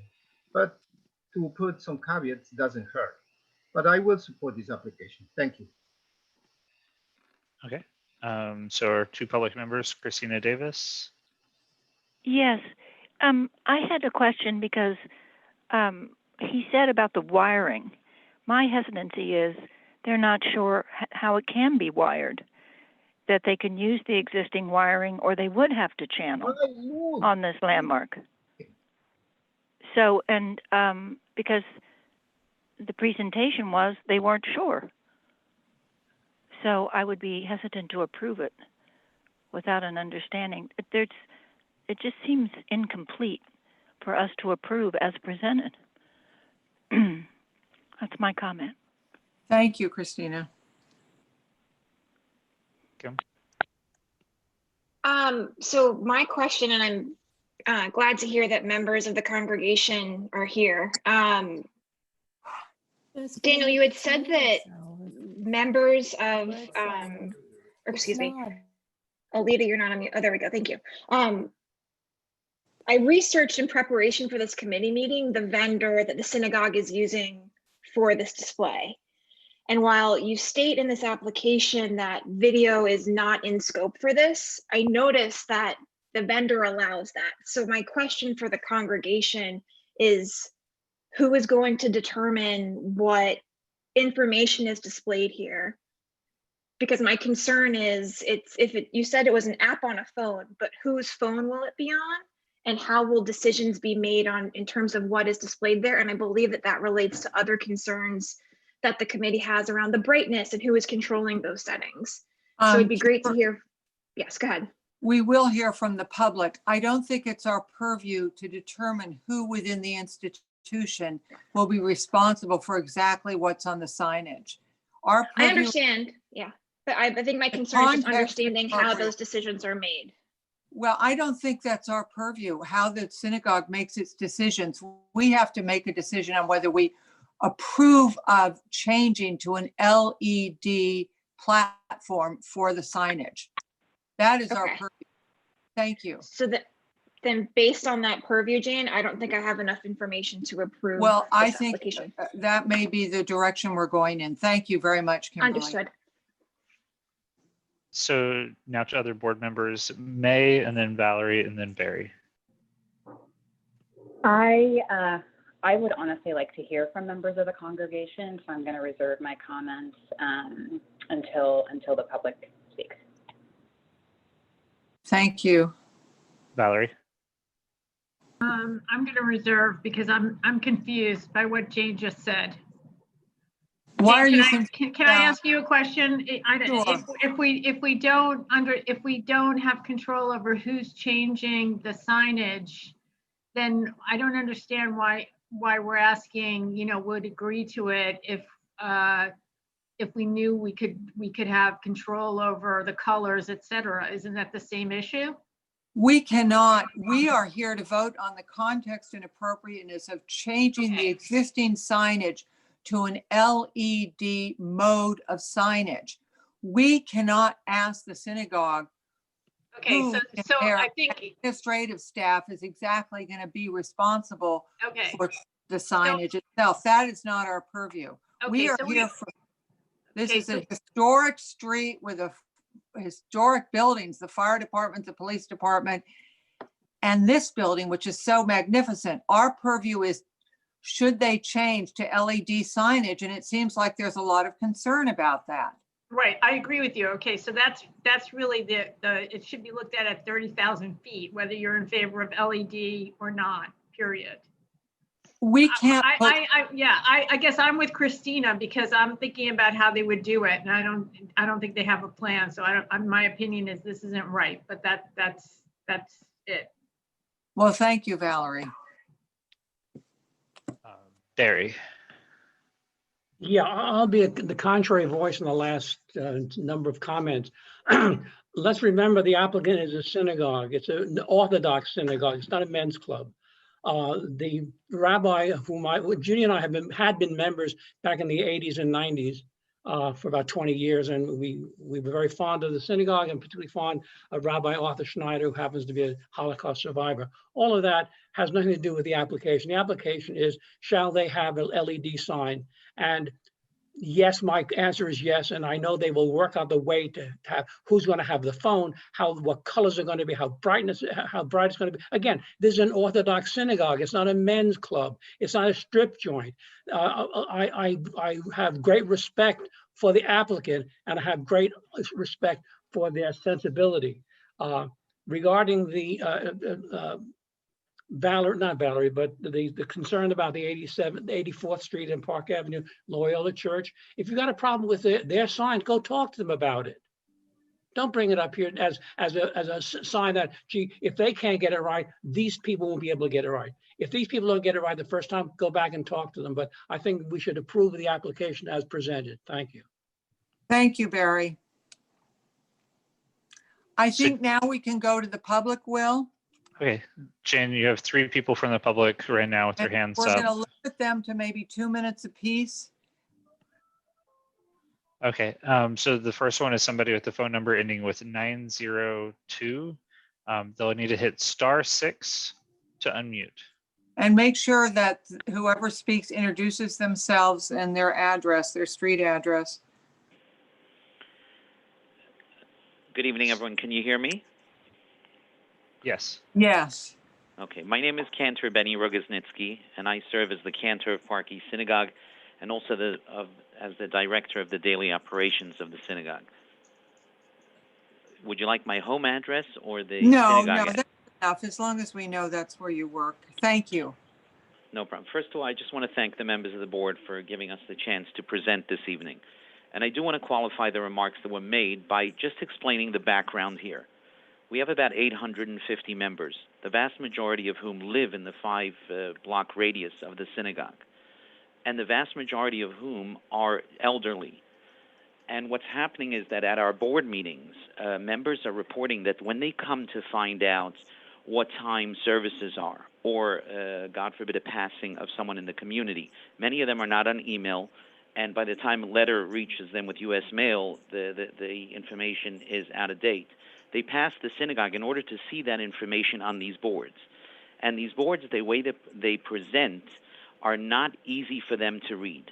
I know there was discussion about flyers, but honestly, we would be happy to commit that no flyers would go up on this, because ultimately what we want to put up there is times of services, notices of passing of a member, and any community-wide notice. For example, in the last few weeks, we've been offering COVID tests at the synagogue, and many of our elderly members are not aware of that. This would allow us an opportunity to give specifically the older members an easy access, an easy read, and if we had to shut it down at night or dim it or follow whatever restrictions we were given, we would have no problem with that. But what we have right now simply does not work. Thank you very much, Cantor. We appreciate your coming to our meeting. Will, who's next? So I have somebody named Todd Rome and then Nancy Friedman. Todd? Yeah, hi, I'm on the next case.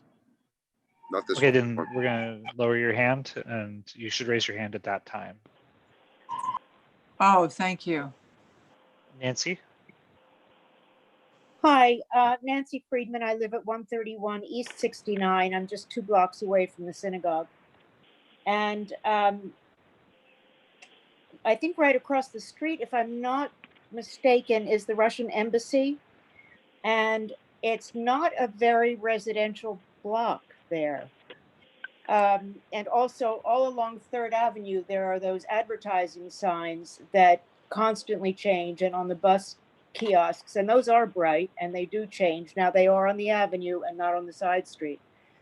But so many signs now are being changed to LED, and as stated, it's not a men's club and it's not a restaurant. And I think it might actually be a cleaner look than having paper signs within a frame.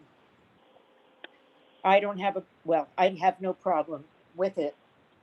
That's all I have to say. Thank you, Nancy, and thank you for coming. We always appreciate it when members of the community come to our committee meetings. So if everybody has spoken, I'm going to speak, and I haven't spoken, Jane. Oh, David, I'm sorry. David. I was gonna give my little sermonette, but I'll wait. Well, I'll give my sermonette then. And then you can give yours. Okay. First of all, I have no problem with the size of the sign. Although I would agree with Anthony, I would have preferred to have seen something different, and maybe this is an opportunity to do something different. But I don't think you can do a sign that's much smaller, even if it's LED. I think that the synagogue is doing what so many houses of worship are doing. They're putting in an LED sign because it gives them all the flexibility and better visibility for people wanting to read the sign. I would also say that in my experience, because I've done one of these for a house of worship, I think that Loyola was early in the game.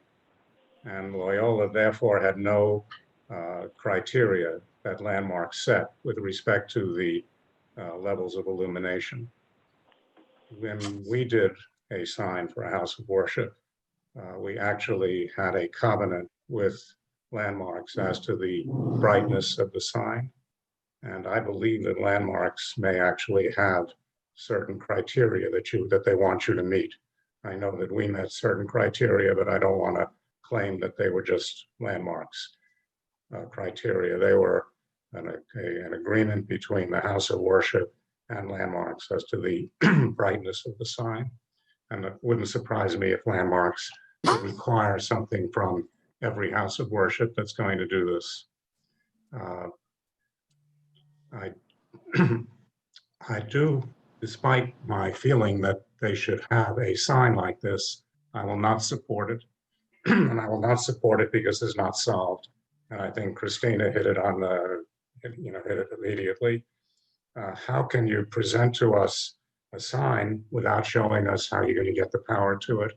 If it was all concealed without affecting the architecture, that's one thing. But you can't channel it because you're not going to touch the architecture here. So you have a couple of choices. Number one, you can relocate the signs so that you can get the power there discreetly, invisibly, or you just show us how you're going to run the conduit. The conduit doesn't have to be round conduit. The conduit can be a very attractive raceway, and that raceway can be whatever color you want it. And I think you could show the way that the raceway would run. And I think if it were properly thought through, you could do something with a raceway that would be discreet. But until you show us that, I don't think you've solved the problem, and I can't support it. Thank you, David. I want to echo what David said, because it's only for that more narrowly defined reason that I will not support the application. I do think we have to give some leeway to the synagogue about what they want to present on their signage, and even to the level of brightness on what that speaker from the public aptly pointed out. This is not really a residential block. You have a fire engine house and a police station adjacent with plenty of noise and everything else going on. So I would never put any caveats into a resolution about the level of light or the colors that the synagogue used. I trust them to trust their congregation. But I agreed with David that it should be on the electrical component, how the conduit will work. That is the basis for turning down this application. So my sense is that we are going to get it turned down. And does anyone want to formulate a resolution? Jane, I would just like to add that in our negotiation, there was never a discussion of the materials that could be shown on that screen. They trusted the house of worship, and that's the only way it should be. I agree. Exactly. I feel so strongly on that point. So with that, does anyone want to formulate a resolution? Yes, I'd like to propose a resolution that the applicant come back next month with a solution to the conduit rather than then turning down the application at this meeting.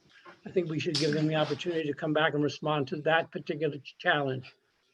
Well, that's a very unusual request. It's up to the applicant whether they are willing to do that, Barry. We can ask the applicant if they're willing to do that. Well, that's what I'd like you to do. Well, Yes, I think we'd like to.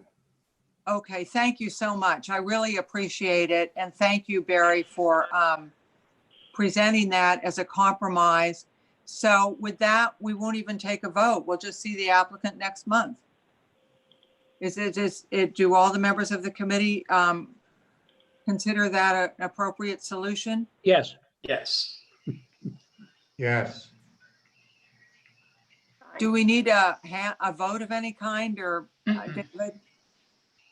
No, I think that you can do It's a withdrawal, basically. Well, it's on the record that the applicant is coming back, and Landmarks needs to be advised of that. So rather than a resolution, maybe our chair should be sending a note to Landmarks to that effect. Well, I also think the applicant has to also The ask. applicant should also. For the Right. labor. So is that the end of this application, or is there further discussion on it, or? I think the applicant should copy us on the letter that goes to Landmark. Yeah, I think the applicant has to initiate the Right. conversation with Landmarks. So I don't think we have to write the letter. I think the applicant does, and we get a copy of it. Okay, we'll do that. Thank you so much. Thank you for presenting, and thank you to the Cantor for taking the time to come, and we'll see you next month. Thank you. All right, thank you. Okay, so Will, go ahead. Oh, no, I was going to say the exact same thing you were. So All I was going to say is that it's time for number 4, 210 East 62nd Street, Treadwell Farm Historic District, Architangent Architecture, the neo-Grec style building designed by F.S. Barnes and constructed in 1870. Application is for roof addition, rear yard extension, and interior renovation. So I have the presenter as Kitaro. Yes. There you are. Yeah. Okay, so if you're ready, please go all ahead. right. Let's see. I'm going to share my screen as a presentation. Okay, here we go. All right. Yeah, my name is Keitaro Ne. I'm the architect for this project, 210 East 62nd Street, and I just want to thank the board for allowing us to present today. I'd like to give the board a quick overview of this project first.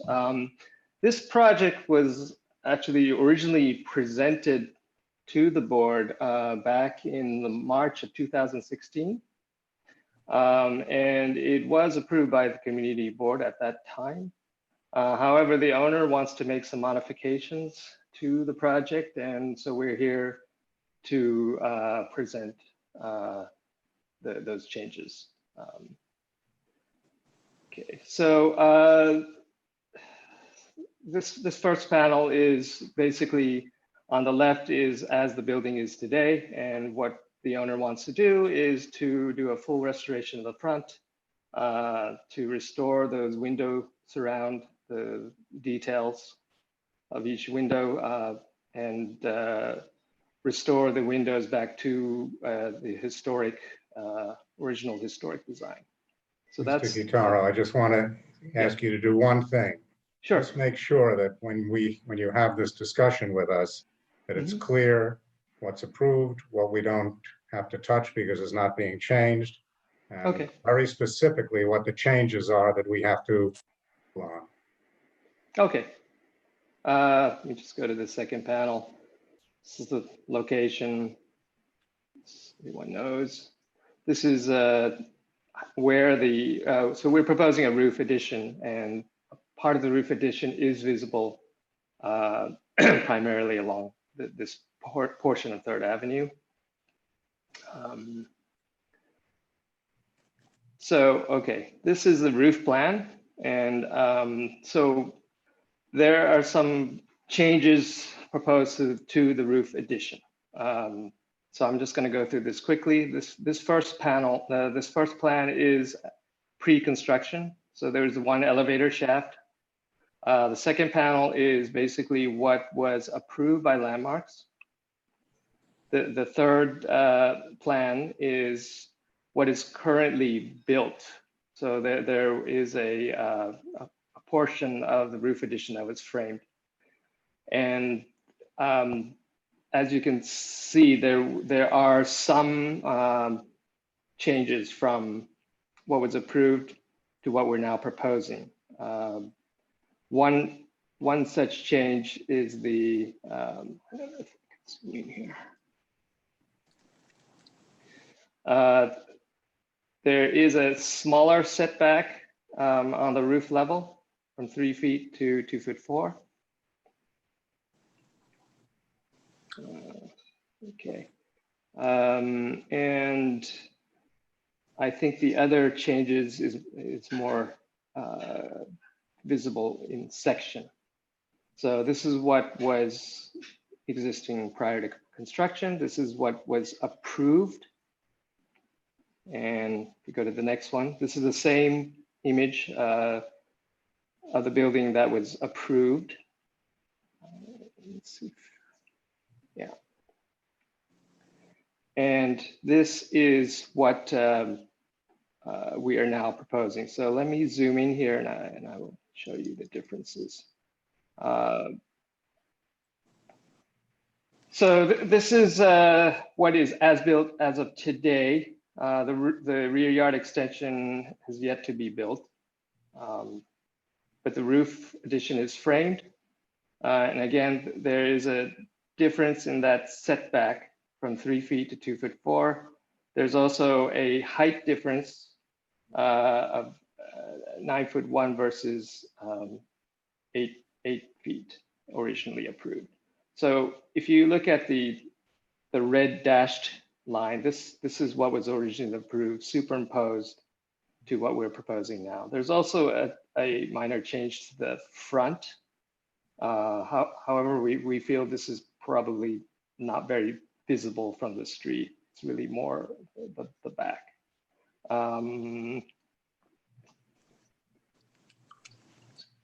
Here. Okay, and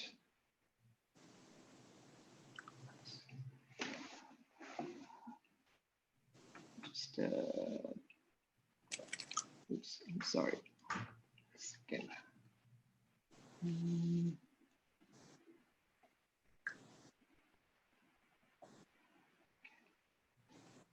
All right, and also just as a reminder, let me just see if it, yeah, as a reminder, what was approved by the community board is, I don't know why this panel is missing. Bear with me just 1 second. I have opened wrong.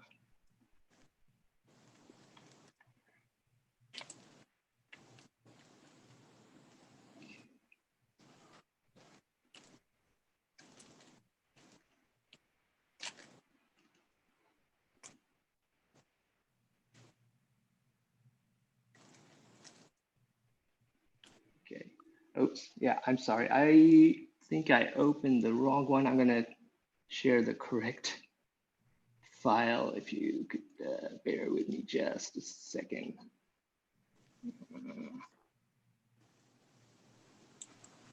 This one. Okay. Let's see. Okay. This is, sorry about that. I'm still learning Zoom. Okay, so oh, okay. This is the panel I wanted to show. So this is the pre-existing conditions. This is actually what was approved by the community board back in March of 2016. So as you can see, this was actually a 5-story rear yard addition that was approved. However, when we went to landmarks, they requested that we modify the massing. So this is now what was approved by landmarks. So you can see there's quite a difference there. And then now back to this panel. So just to zoom in here. So basically you can see what the differences are. There's a little bit less of a setback, a little bit higher on the back wall, and the profile of the front wall of the roof addition has changed. Those are really the essential changes that we are now proposing from the originally approved design. And this is with the rear yard extension. And we're proposing no changes to what was originally approved in terms of the rear yard extension. So it's really a sort of modification of the roof addition.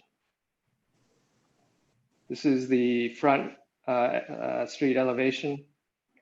So pre-construction, landmark approved, the as-built as framed, and now what we are proposing.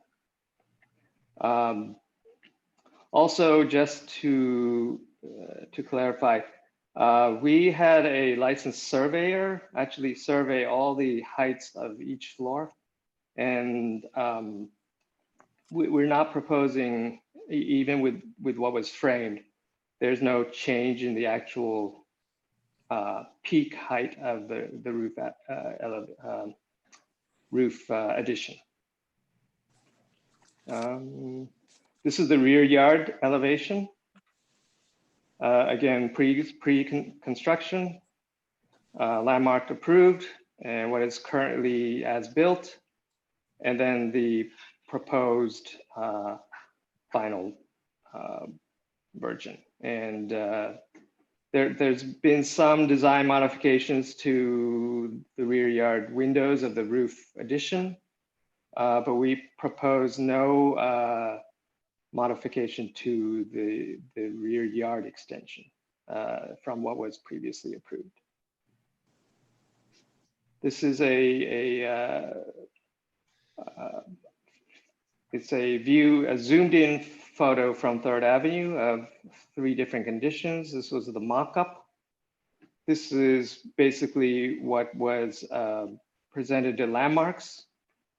And this is the current roof addition as built.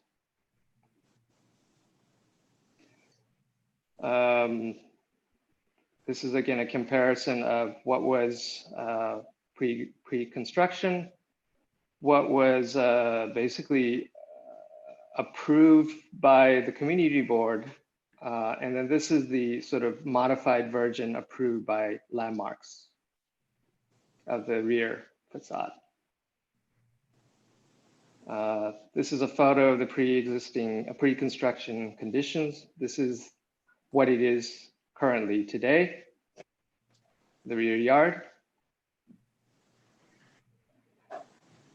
And let's see, this is a comparison again of what we presented Landmarks. This is the as-built photograph, and basically this is the proposed addition that we like to present today.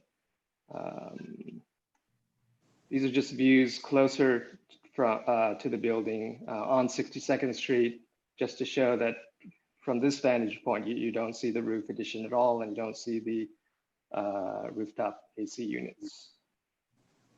This is a mock-up of the AC unit.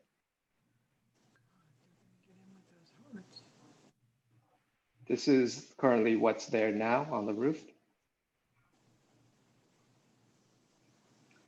And these are just more photos of the rear yard as it exists today.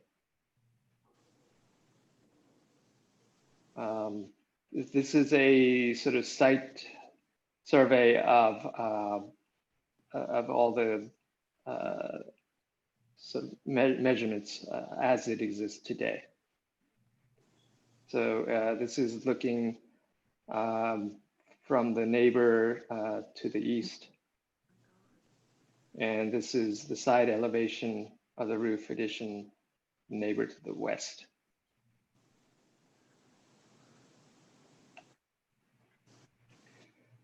And this is a photo taken as you would see it from 3rd Avenue, from various points along 3rd Avenue.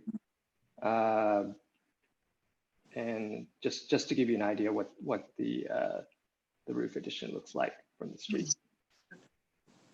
So basically, yeah, this is what we have, and yeah, what we would like to request are just these modifications, and we think that it's still in the spirit of what was originally approved.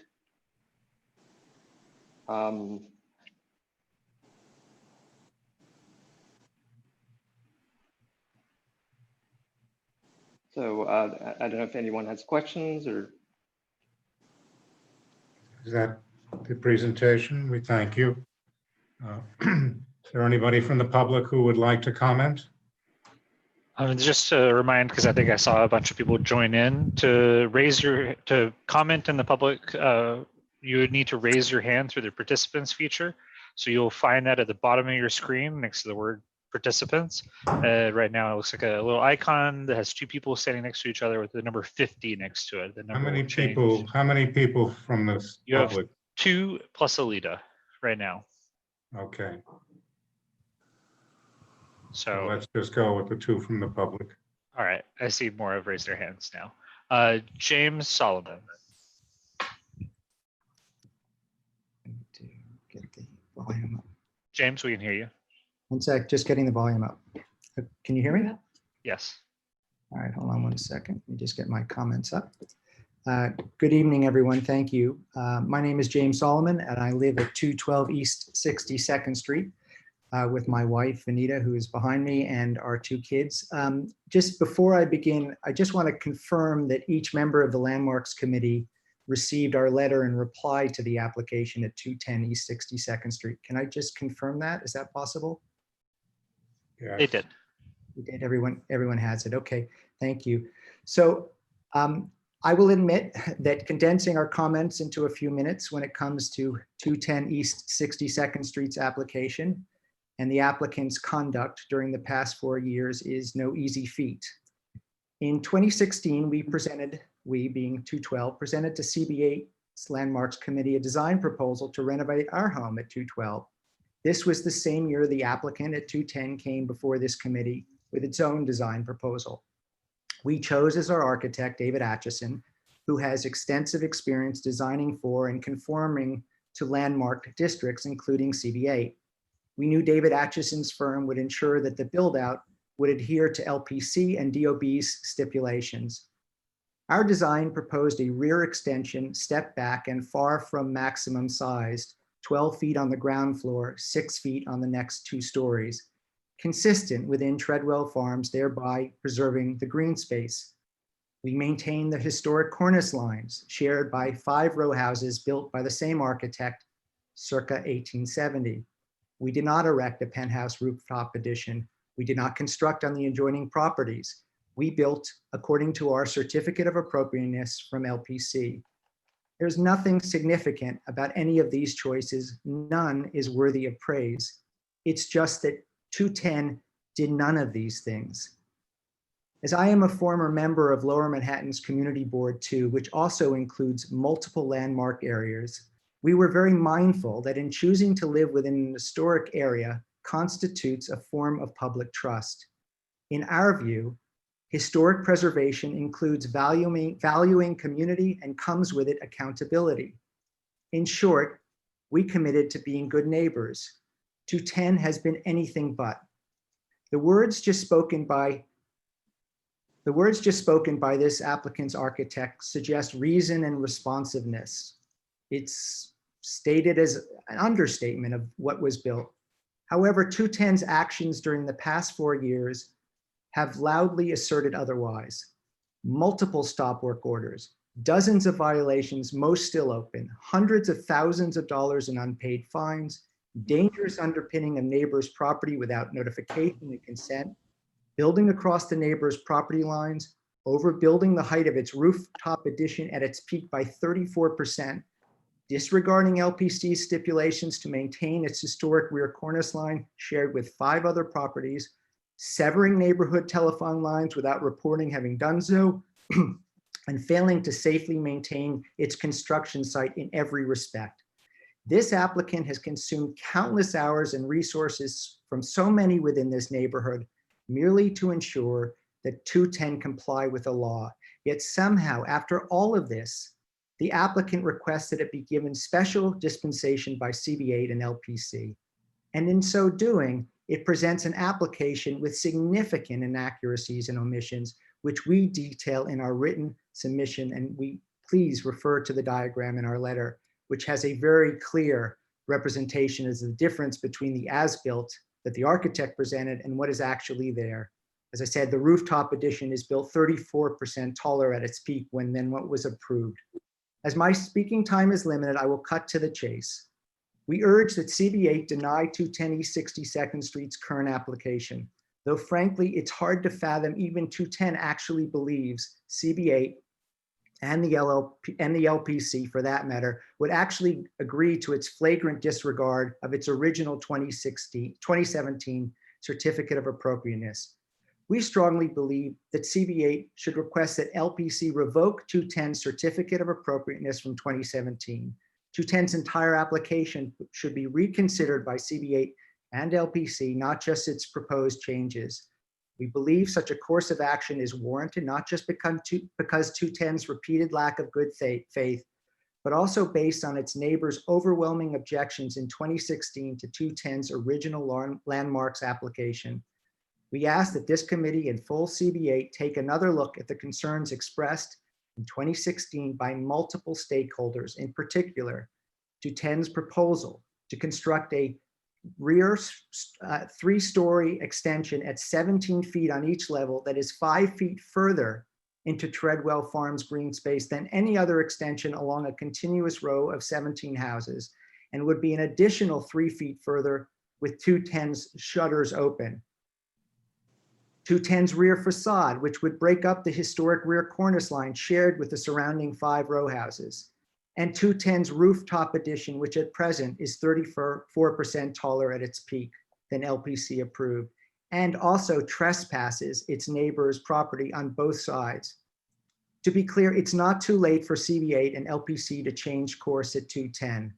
210's rear yard extension has not been built at all. The original Mr. Solomon, we understand the venting. But we have to talk about the appropriateness of what they're doing. And you've given us a certain amount of background.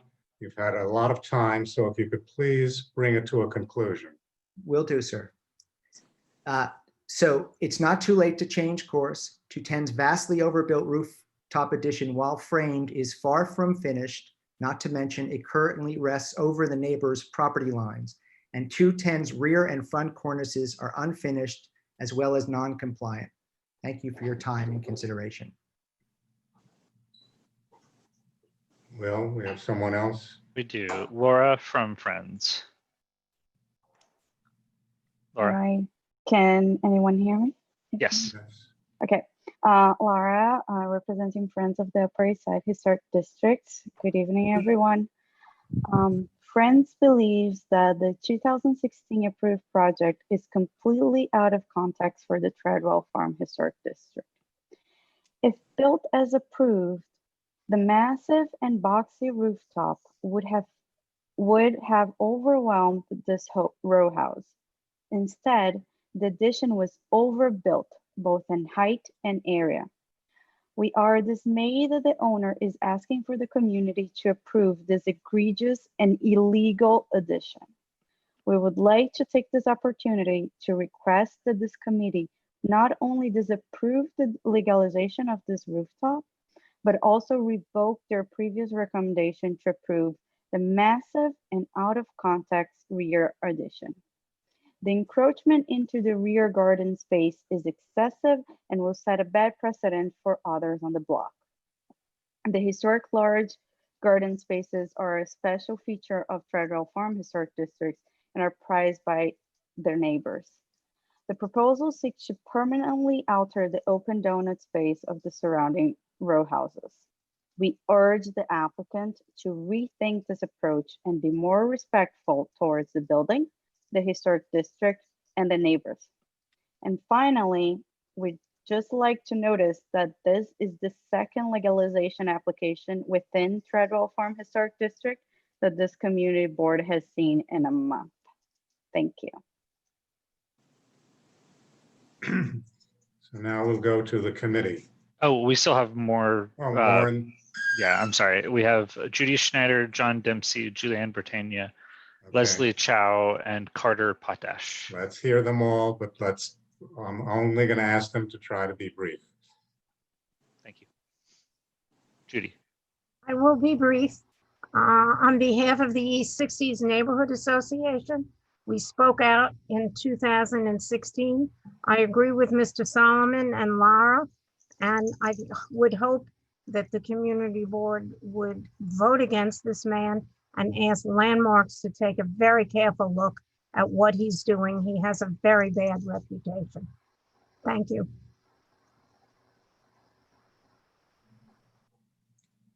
John Dempsey, you'll have to confirm unmuting at the bottom of your screen. Hello. I'm John Dempsey. I live at 210 East 61st Street. I've lived in the Treadwell Farms neighborhood for nearly 13 years and have been the owner of 210 East 61st Street for the past 3 years. I concur with all the other comments that have taken place with other residents within the neighborhood. The aberration of the construction site has caused tremendous disruption to the neighborhood, and the unique characteristics of the backyards of the Treadwell Farm district would be dramatically altered and destroyed for their unique historical perspective. So for that, I concur with everyone else on the call. Thank you. So you have Julianne Britannia, Leslie Chow, Carter Potash, and Todd Rome. Julianne. You're unmuted. I don't know if you can hear me. Can you hear We me? can. Yeah. I just wanted to comment as president of the Treadwell Farm Historic District. Everyone who has spoken, especially I think the comments, not to repeat any, there's been letters brought in today, and there was a significant outpour back in 2016. This is a project completely out of context for our area, and we were very disturbed and concerned when it went before Landmarks and approval, and when there was a split vote here at Community Board 8, that allowed it to go further down the road. But what I would comment right now is specifically on a couple of things that I think for the record should be stated. I think from the backyard perspective, the rear yard extension, which was mentioned, goes 17 feet back, and these shutters that would go down another 13 feet, intruding upon everyone's space and air and quality in our really special yards that actually extend the full block of the neighborhood, going 17 homes all the way down from corner to corner with just 100 feet from each of the community corners. But most importantly, what I'd like to say is there's only 3 buildings that have ever been as deep or close to as deep as what this owner and builder has wanted to propose here. And each of those 3 were all put into place well before landmarks and well before our community efforts with Community Board 8 were in place. And I point that out simply because we all here spend our time, and we appreciate all the time of Community Board 8 and all the community members that have come forward, neighbors on this call, as well as in previous letters and calling, that have spoken out strongly against this rear yard extension and this rooftop addition. These are well behind the limits and very out of context for our neighborhood. And the only other properties that have ever been this deep into the yard were 3 properties that were done well before our 1967 landmark designation. Matter of fact, the most recent one was 1940, and prior to that was well into the 20s. Our organization, as people will know on this call, and certainly members of the Community Board Landmarks Committee, I'm president of Treadwell Farm, and we are a 100-year-old community organization that has worked very hard to preserve the status quo. Most people that come into this neighborhood and buy into this neighborhood appreciate the aestheticness of this community and the uniformity of this community. And it cannot be overlooked that the rear yard should be equally as important in uniformity as the front facades, which Community Board 8 and LPC has done such a good job of keeping consistent with materials and height. But seeing the addition that we see today with exaggerations and beyond those specifications that were put forth by LPC is truly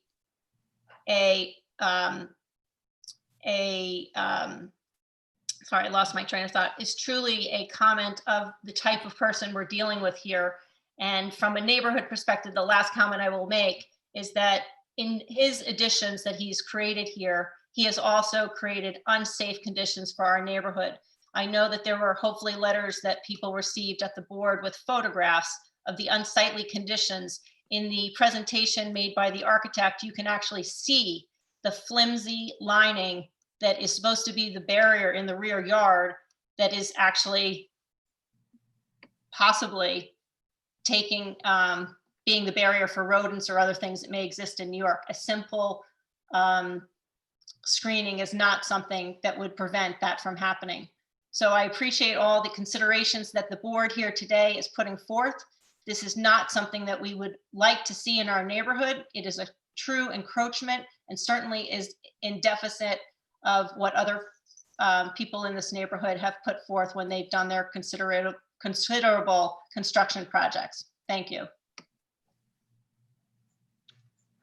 You have Leslie, then Carter, then Todd. Leslie, you need to confirm unmuting.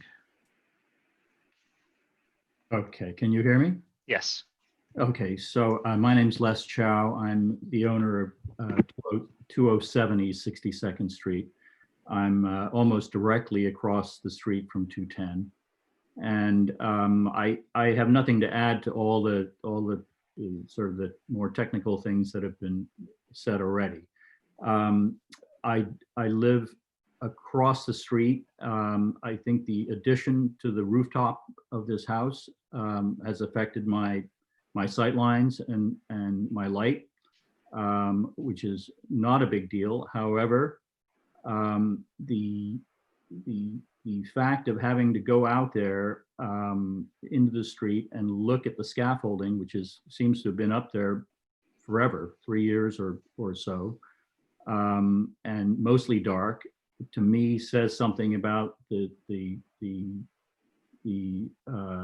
competence and the good faith of this developer. And I've been a developer for 30 years myself, and I find it outrageous that they should now come before this committee and ask for approval of something on the roof that's already been built. And you know, if it's within the purview of this committee to consider those kinds of things that have nothing to do with the technicals, but go to the integrity of the developer, then please consider those aspects in your decision making. Thank you. Leslie, next is Carter. Are you able to hear me? Yes. Okay, great. My name is Carter Potash. I'll keep this to less than 2 minutes. I've owned the townhouse at 208 East 62nd Street, next door to the subject property, for almost 40 years. I've notified you that the developer has constructed his oversized rooftop addition to be partially on my property's roof, as proven by a recent survey by a licensed surveyor, which confirms the encroachment. I notified the developer, he just ignored it. As a result, I can't understand how he can even submit a plan for you tonight, given those facts. Also, the architect said tonight the developer wants to change the plan, but as pointed out, he's already done the construction without approval. In addition, the views that he presented from 62nd Street, not 3rd Avenue, from 62nd Street are not accurate. They don't show that it is in fact visible from 62nd Street. In addition, I endorse Julianne's report to you. I was unaware when this project first came before you that never has a rear garden extension this deep been approved, going back to the time when this historic district was first established and its supervision by the Landmarks Preservation Committee commenced. Approving such a deep extension is a precedent-setting action, leading to a domino effect on the gardens in terms of destruction. But luckily, the developer's aggressive behavior and demand for even larger rooftop dimensions opens up the opportunity for you to right the wrong and reject his entire proposal.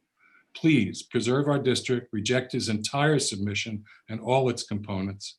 Thank you for your service to our community. Next is Todd Rome. You'll have to confirm unmuting. Could you guys hear me? Yes. Okay. My name is Todd Rome. I live at 209 East 62nd. My property is 12 o'clock, looking right at it. As Mr. Chow said, it's been many, many years, 3 or 4 years. It's been a construction site. It looks terrible. You can't cross there. It doesn't look safe. That's one issue.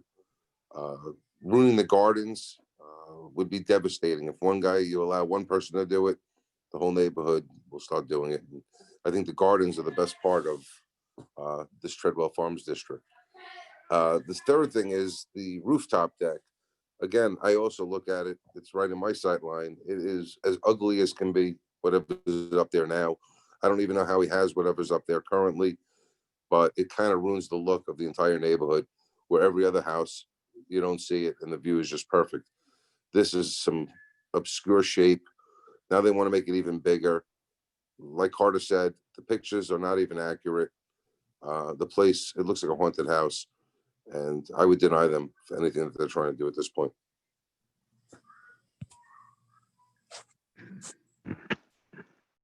So, David, you have 2 people with their hands still raised. As long as they can try to be to the point and not be repetitive. I have Fouad.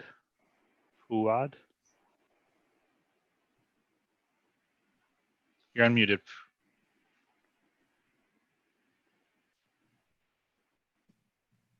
You're unmuted, so you can try to speak, or we can move on to Isabel Kalman. We're going to move on. Isabel? Hi, my name is Isabel Kalman, and I'm a resident at 200 East 62nd Street. That is the big building on the corner of 62nd Street and 3rd Avenue. It's actually technically outside of the Treadwell Historic District, but I've lived there for 15 years. I'm a condo owner. And the thing that attracted me to my apartment is that I overlook the beautiful, beautiful gardens. I'm a lifetime New York City resident, and those gardens are absolutely unbelievably special. Every time a tree was taken down for whatever reason, be it diseased, I actually took pictures and was unbelievably upset. I've watched the rooftop addition be built. First of all, I attended the landmarks meeting and registered my opposition at the time. And I watched the rooftop addition be built in excess of approval. I've also been watching over the years, probably a bird's nest, tons and tons of birds living there. As Todd said, I think it is a haunted house filled with birds. And I'm unbelievably concerned about the conditions in that building. So along with my neighbors, I absolutely reject and would hope that you would continue to would reject this plan. That's all I have to say. Thank you. Thank you. I'm giving Fuad one more chance.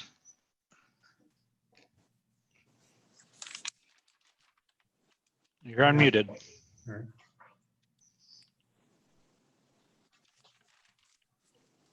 I think his microphone is not working. There. I think we should move on, Will. I agree. Which direction do you want to go, board members? So whichever direction we didn't go, we should go. All right, Elizabeth Ashby, you're up. Yeah, I do have a question because I remember the first thing, and I think the rear yard extension was designed to be all glass. Is that correct? The rear yard extension has glass behind a veil of perforated metal. Yeah, because I don't think I voted. I've never voted for something quite that hideous. So I don't think I think I was one of the people who voted against it. I think that the case has been made that this is unacceptable. That what was first proposed was unacceptable.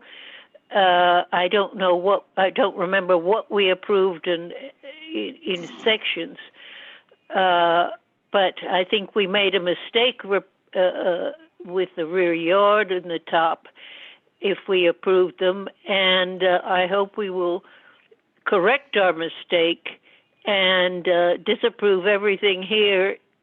And this is because they built what's wrong. I hope that that puts them in the position where we can reject everything. Thank you. Next is Gail. All the information that has been provided, and certainly just looking at the context of the project, it's totally out of scale, it's inappropriate, and there's no way that I could in any way approve it. Thank you. Next is Michelle. Yeah, I can't imagine that I approved this when it first came before us. I know I could never have approved that rear for sure.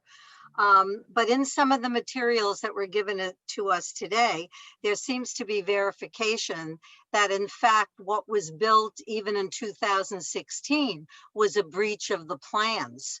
So, and also there seems to be some verification that building also has encroached on the roof of others, and that excavation in this basement has also encroached and put at risk adjoining properties. For that reason, I would like to see the original permit revoked, and I hope we can vote to do that. And in terms of what's presented to us here tonight, I certainly hope that we will disapprove of that. Thank you. Next is Alita, who I've lost.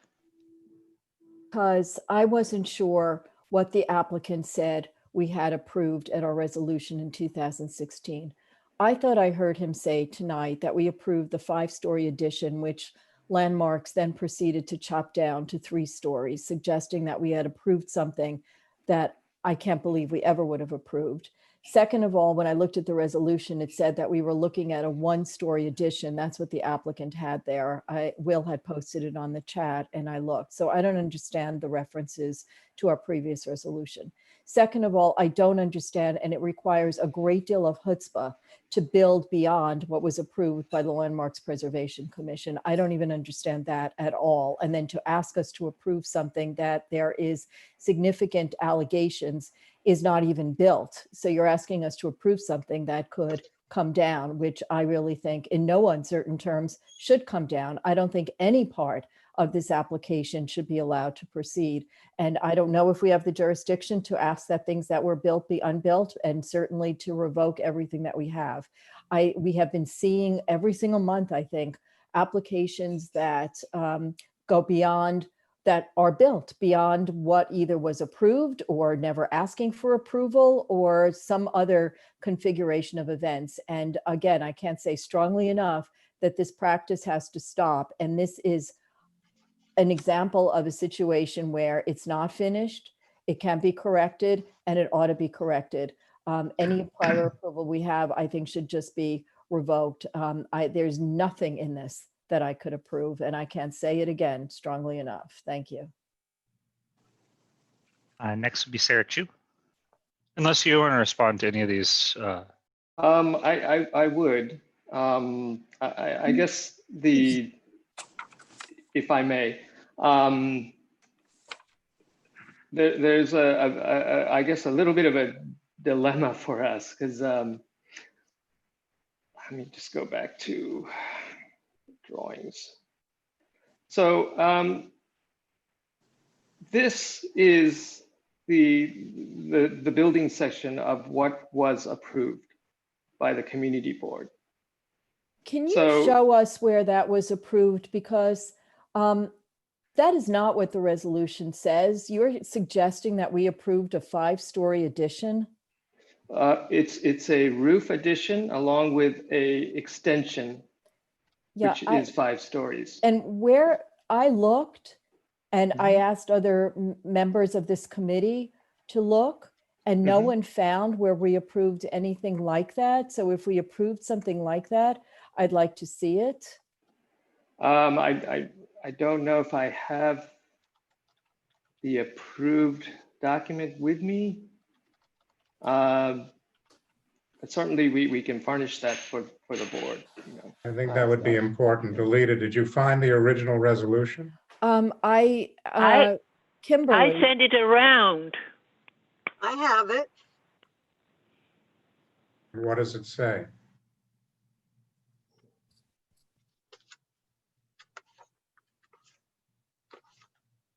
Elizabeth?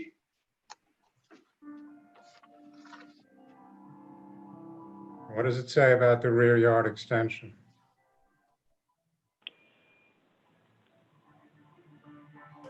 I just put the resolution into the chat for everyone. It's pretty clear. Can somebody read it? It says, we approved the restoration work at the front elevation and the 1-story addition. It says the rear extension and rear elevation was approved. It will extend 17 feet. I think that's what the neighbors were referring to. And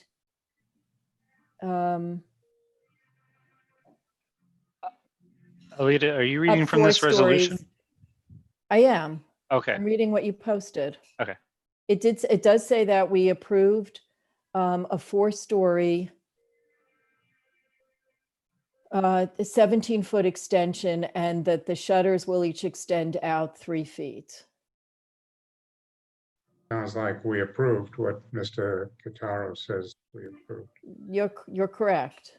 It does sound like that. So I guess the dilemma is okay. So what you originally approved is actually more than what we're now asking for, and of course I think there were errors made by the builder in terms of the height of that back wall, and that, that I think there were some errors made, but it's not, I think one person said something about being exceeding 34% of the peak height of the building. I don't know exactly how that was calculated, but our surveyor tells us that the peak of the building is as approved. So I guess the dilemma here is, the community board did approve something that is actually much larger than scale than what, Landmarks approved and what we're now asking for. So how do we, is there a way we can reconcile this? Or No, I think Mr. Kotaro, you have to allow the committee to say what they want to say. Sure. And we're not here to negotiate. What we're here to do is to provide our best judgment about the appropriateness of what you want to do. And wherever we come out, that's what you're going to have to live with from the point of view of what the community board has to say. May I say one other thing, David? I'm sorry, and I'm sorry for getting the resolution thing wrong. But I do want to ask if it's correct, and I understand that one of the adjacent owners had hired a surveyor, that the rooftop addition is encroaching on both sides, both properties. Alita, what we're getting into is two different issues. One has to do with the appropriateness of the design. The other has to do with the fact that it was not built correctly. But I would recommend to Julianne, as the president of Treadway Farms, that this be brought to the attention of the building department. Apparently it already has been, because there are violations apparently that have been recorded and stop work orders that have been recorded. But those are building department issues. Those are not certificate of appropriateness issues. I think we have to vote on whether we think what he's doing is appropriate or not. And then it goes to Landmarks. But as far as the encroachments and the fact that it was not built correctly, that is a building department issue. It's not something that we can do. The approved plans are approved by the building department. Yes, they have to also be approved by Landmarks, but it's the building department that has to ultimately sign off on it, Landmarks too, but the building department really has to look at it. So it's really what we're looking at is appropriateness. We can talk about whether we feel that we should go further than the appropriateness of what Mr. Kotaro is showing us tonight. That's a very different issue from the appropriateness of what he is talking about tonight. So I think we should just continue with our comments. It's not a negotiation. We will come up with a resolution based upon how the committee votes. If you're ready to move on, Sarah Chu is next. Hi, I remember this application coming up in 2016 and I voted against it. When it came up, the rear yard incursion was something that was raised in discussion, but we were told that we couldn't discuss that component of the design, but rather stick to the design of the design. And so the rooftop addition, I mean, we agonize over feet or inches of being visibility. And it's pretty clear that the rooftop addition here is wildly visible from many directions. And I certainly don't think that this is a consensus, but my personal opinion is that when you're in a historic district, that your rear facade is as much a part of the design and should be subject to appropriateness assessments as your front facade, and especially in Treadwell Farms when there is a covenant and about appropriateness and the historic fabric and quality of the design. And so it's not that I didn't like the design. I didn't think that it was appropriate for Treadwell Farms. And I didn't in 2016. And even with the more reserved rendering for 2020, I still would not want to approve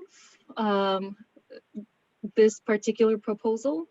And Jane, I don't know what the rules are, but if it's possible for us to comment on our past approval in the event that the committee feels differently about what we approved in the past and how it's resonating in the present day, I would be supportive of doing that if that was allowed. Thanks. Technically, we have to talk about the appropriateness of what's being presented tonight.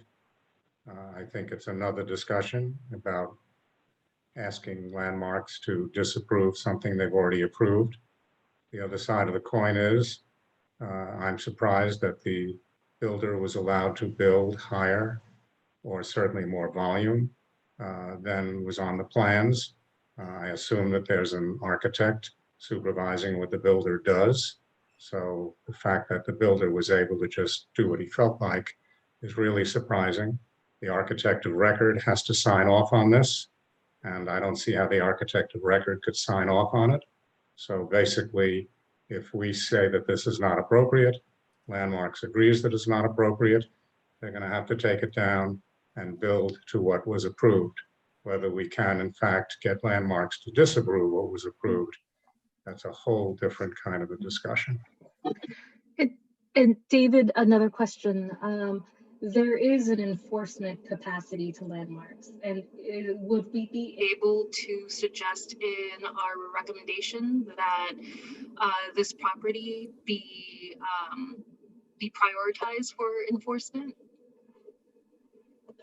Landmarks has an enforcement role, but it's really, I think that's why I say I think it's a different discussion. I don't think it's for us as a certificate of appropriateness tonight. I certainly think we could have it as a discussion if we felt that we wanted to go on and on tonight. And yes, Landmarks has to sign off also, but these encroachments are primarily building department issues. They are not Landmarks issues. And there are also issues of the architect of record who should not be allowing it. So why don't we continue with the certificate of appropriateness issue with respect to what's being requested tonight. And let's see how that comes out. And then as a next step, and I'm going to have to ask Alita how she would want to handle this, because I think it goes beyond what we do as a committee, and decide whether we want to ask Landmarks to revoke something that's already been approved. Next, you have Anthony. Hi. From the presentation, which I wish had been clearer, both graphically and verbally, my impression is that you're asking for more volume than was approved by Landmarks before and the building department. So in other words, you are asking that the rooftop addition be more visible than it would have been under the original approval. And that being the case, not looking at anything else, because I wasn't on the committee 4 years ago, thank goodness. We needed you 4 years ago. Well, thank you, David. I certainly would have voted no 4 years ago, and I would have voted no just to sort of put it in a little bit of perspective. It is not so much, although I feel like Elizabeth that I would never approve something that looked like this from the rear in a building that looks the way this one should look from the front. But I also think that the 30-foot, reducing the rear yard to the statutory minimum is in fact at the very best being a bad neighbor, But at any rate, I certainly would vote, will vote to disapprove the application as it stands, and would certainly be interested in ways to go further. Next. Next is Marco. Marco. Thank you. I was member of in 2016. I remember very well this application. I was very aggressive to disapprove this application, the rear yard and the addition, the rooftop addition. The front facade, yes, I recommend the approval, but it's not what I want. It's what the majority of the fellow community members want. Regrettably, if I'm not wrong, 22 was in favor and 21 against. So I was on the 21, obviously. And once the Landmark Commission make a decision and it's approved, we cannot discuss anything.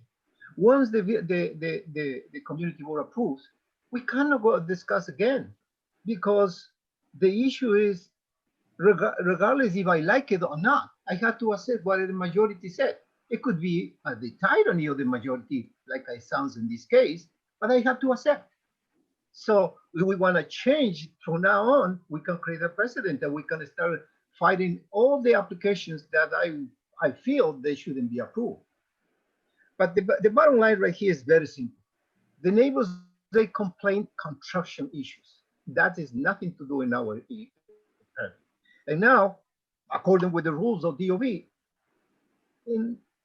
in some matter, the architect doesn't even sign off anymore. Who signed in this case is the special agent, because the architect doesn't have to show up in the site to check and verify if it's correct or incorrect. The only thing is has to sign the paper and that's it. So, but the bottom line is, I agree with David that we had to see what is appropriate or not in this case. And in this case, we have to discuss. Regrettably, I wish that I can move back the rear yard. Always I'm fighting for the rear yard. But in this case, I cannot. So he's asking, say in the rear yard, he's supposed to have a setback of 3 feet. He's asking for 2 feet and 8 inches.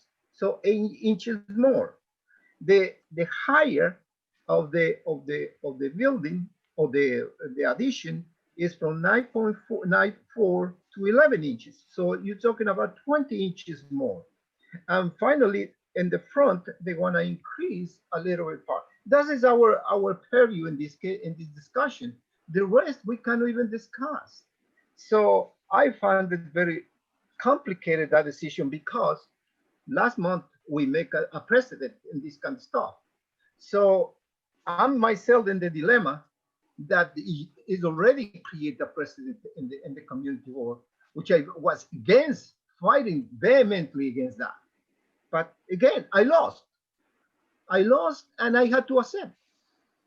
So in this case, my point of view is we had to just only discuss what the applicant is saying. If the applicant is mislead us, that's another issue. We can go in another direction. We can go even against his license. But so far, we cannot say anything at all in that direction. But let's go discuss what it is right here. I don't know if it's true or not, but I had to believe what the professional presented to us. And that's my point of view. Thank you. After Marco is Christina Davis, and then our other public member, Kim Selway. Christina, hit *6.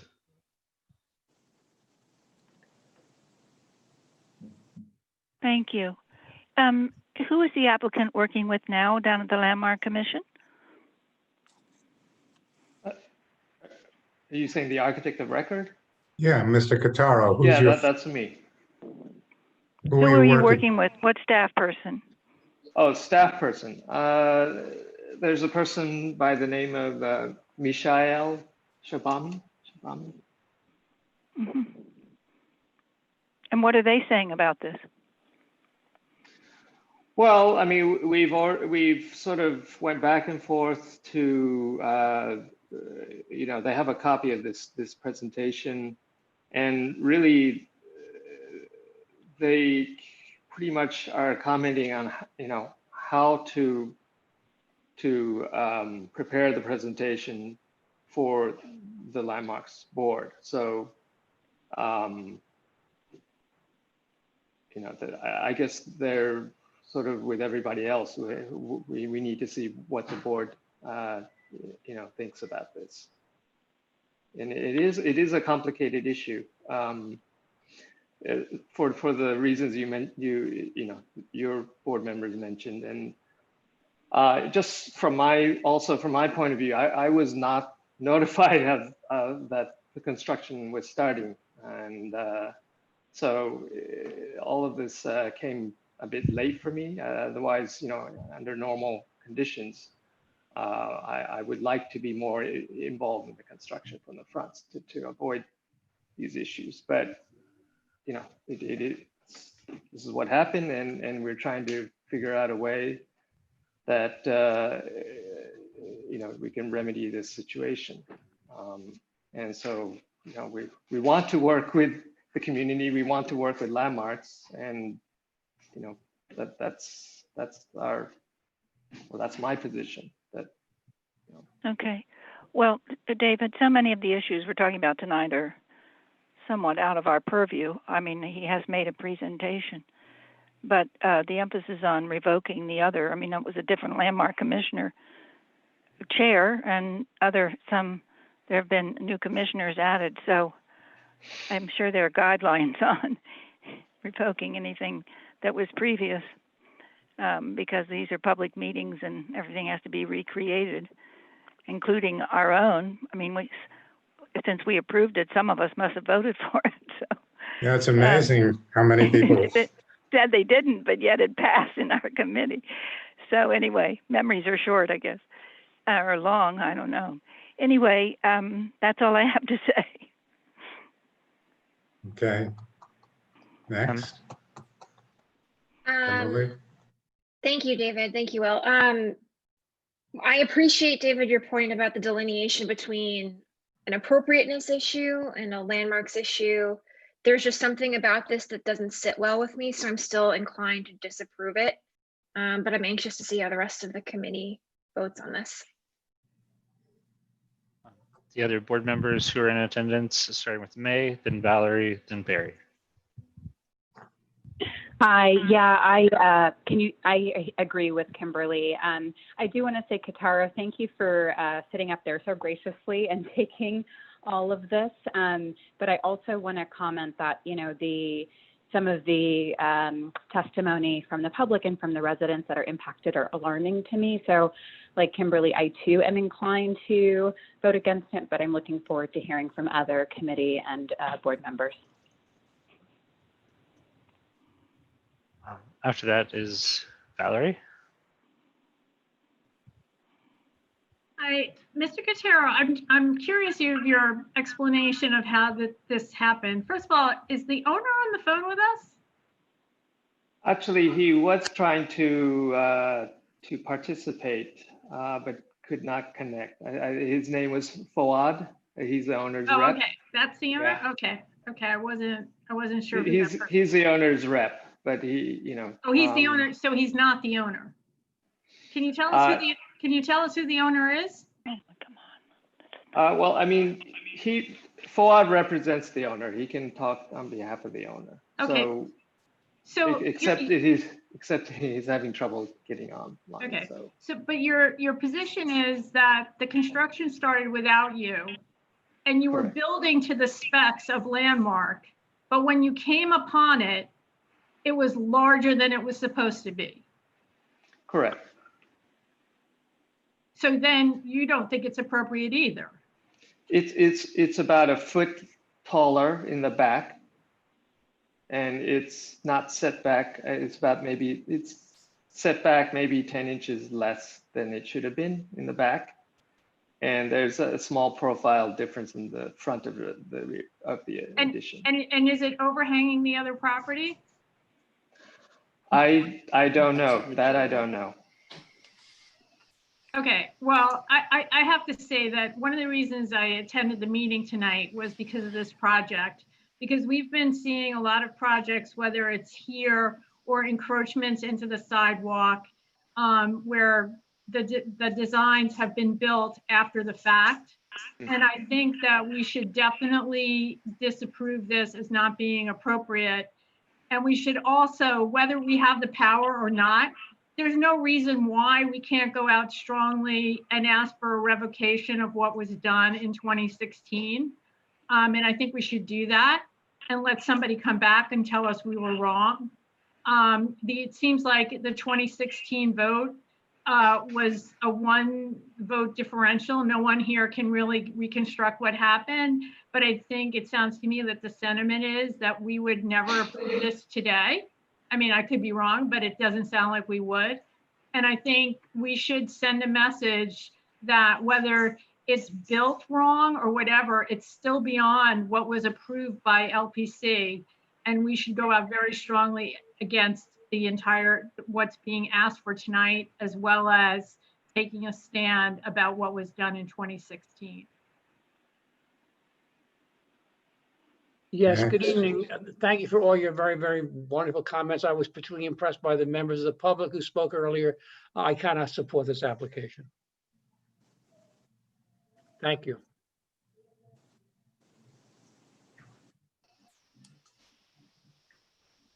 Anybody else, Will, that has to speak before we go to Jane?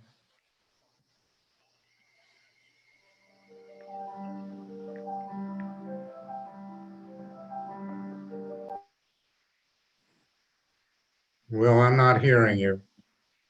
I was muted, I'm sorry. I'm just making this take longer and I apologize. You have Michelle with her hand up and you have somebody from the public named Arthur with his hand up.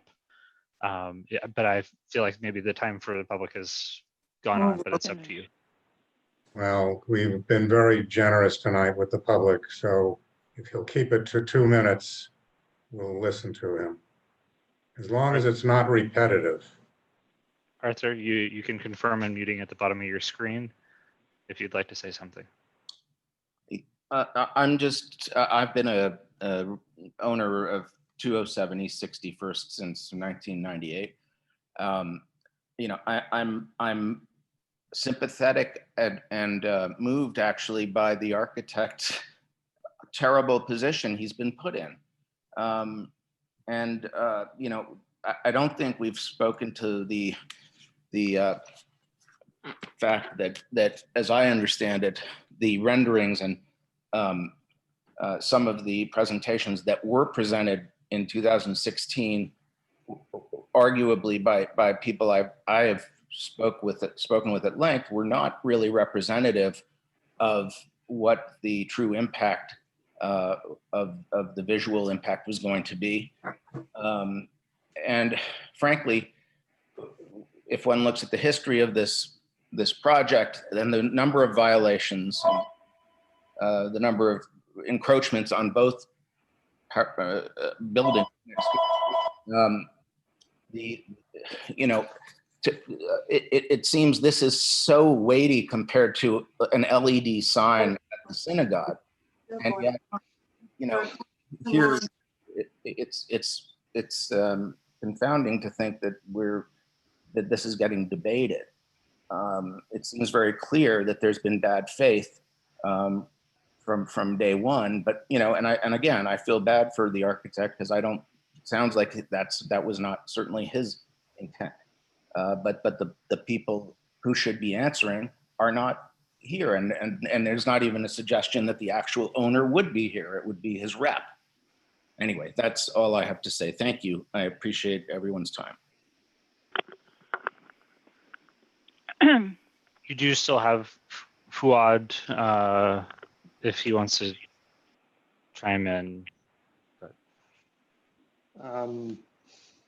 Is there a phone number that he can call to just get on? David, I think we have to move on. I think we have to move on. He's had every opportunity to figure out how to get onto this. Everybody else seems to have managed. So everybody from the committee has spoken. Correct. And everybody from the public has spoken. It's Jane, it's your turn. Well, I'm going to turn down the application. I'm not going to belabor anything, but I do want to, can everybody see me? Suddenly my screen, I don't know what's happened to it, but Yes, we can see you. thank you. David, we cannot turn back the clock and revisit what happened 4 years ago. It's sort of like, reminds me of a constitutional question. You can't sort of switch the vote all of a sudden, or even ask landmarks. Members of our board who were there at the time voted the way their conscience dictated on this issue. And I really can't believe that we would consider telling landmarks now that our vote 4 years ago we voted the wrong way. It just seems rather silly. But that being said, of course, I'm going to vote against this application. Thank you. Jane, I'm totally in agreement with you. I have been accused of not allowing conversation and that I have rushed to judgment too quickly. So I felt it was important to allow the conversation, even though I agree with you 100%. And the reality is exactly what you said. All we can do is vote on the appropriateness tonight. And I hope I was not misinterpreted, because somebody said that there was a differentiation between appropriateness and landmarks. There's no differentiation between appropriateness and landmarks. The differentiation I was making was between landmarks and the building department. And I think that Marco, who is an expert in the building department, certainly pointed that out as well. So we are talking about the appropriateness of what the architect is proposing. He has talked about a negotiation or a dilemma, which may or may not have been of his making. The fact of the matter is he's doing his very best to try to keep what's there, not only keep what's there, but to actually make it even a larger structure. So I am very clearly opposed to what is being proposed. So my vote will be certainly to disapprove. So I think it's time to go to a vote. We need a resolution. A resolution to disapprove as presented. Second. Okay, call the roll, please. All right. I am just going to quickly ask a few people to unmute themselves as I start to call the roll. But top up is actually really quickly, sorry. So you guys can all follow along. Elizabeth Ashby. Yes. Okay. Yes. Yes, thank you. Gail. Yes. Thank you. Michelle? Yes, and I've had my hand up for a while, so I'd like to make an additional comment when the vote is finished. I defer to David. Alelita, you need to unmute yourself. Hi, I'm sorry. Yes, and I wanted to address something else, but we could wait till after the vote that you and Jane had said, David. I apologize for my delay. Sarah. Yes. Anthony. Yes. David. Yes. Jane. Yes. Marco. Yes. Christina, I don't think you're unmuted. Sorry about that. Star 6.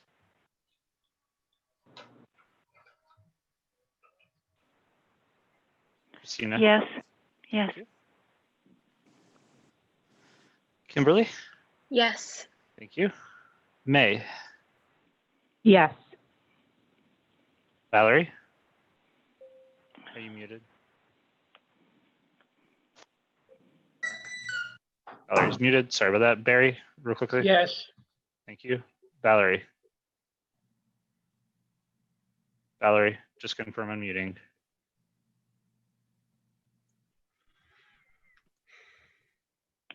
Sorry, I got frozen. Yes. Thank you. All right, unanimous. Michelle, you wanted to say something? Yes, please. Thank you. Firstly, I know you made reference that the committee approved it in 2016. I don't know that that's the case. We just know that the board approved it on a very close thing. But also my understanding is, and there's been some confirmation, that in fact what was originally proposed and approved, albeit by only a one-person majority in 2016, was in fact what was not, it was not built to the plan. If that's the case, it seems to me we have the right to go back,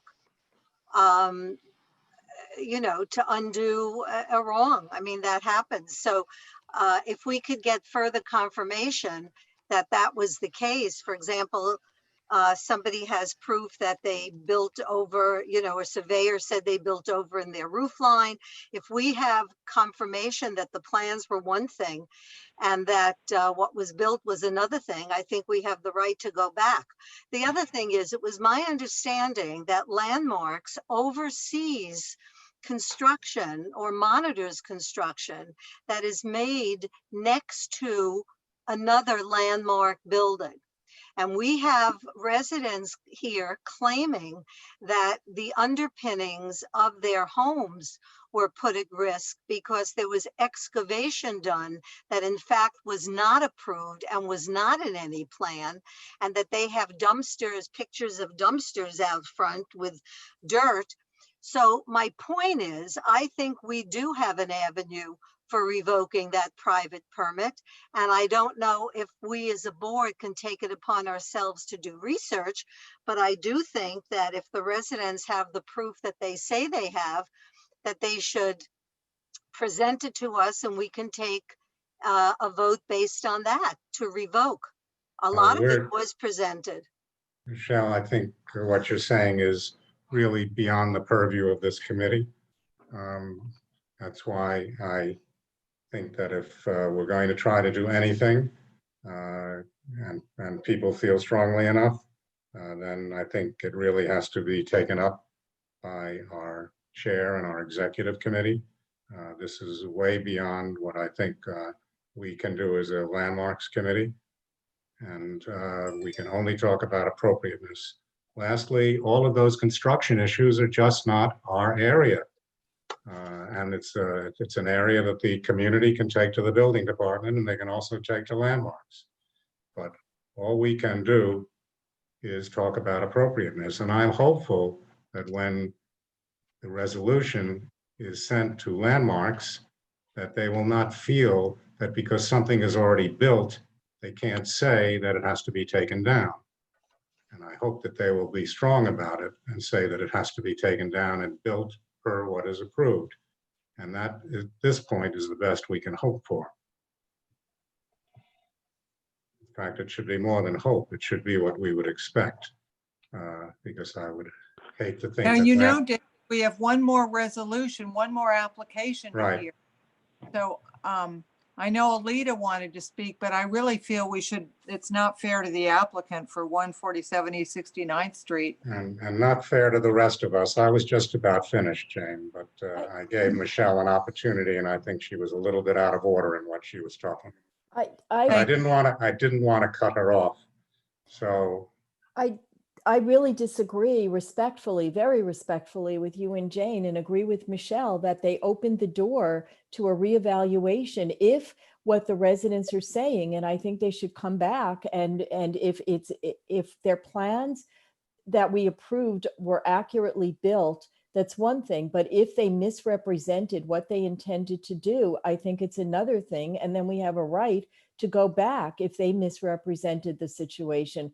I don't know how, I understand it's really late now, and I want to be fair to the applicant, but I think it's something that we need to figure out because it sets a bad precedent, and it's the only thing I can say, Jane, give me 1 second. We don't know that they misrepresented. That's we only right. know that it was built incorrectly, and That's right. therefore it should be taken down and built correctly on the assumption that Landmarks agrees with our recommendation.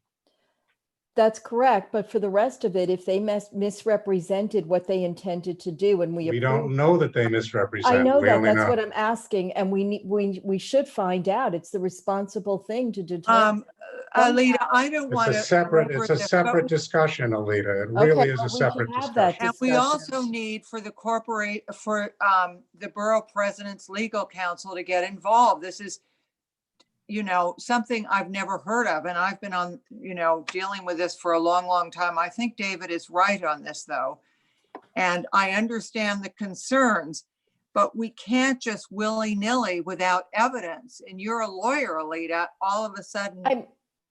I agree, Jane, we need evidence, but we can't just leave it and accept their word or not investigate. We need to determine whether they did make a misrepresentation. The members of the community are alleging that they misrepresented when they came in 2016. It was a one vote difference between approval and not approving it. And I think it demands an investigation, because otherwise it not only sets a precedent for what's going on, but it sets a precedent for coming before us with plans and then doing whatever they want.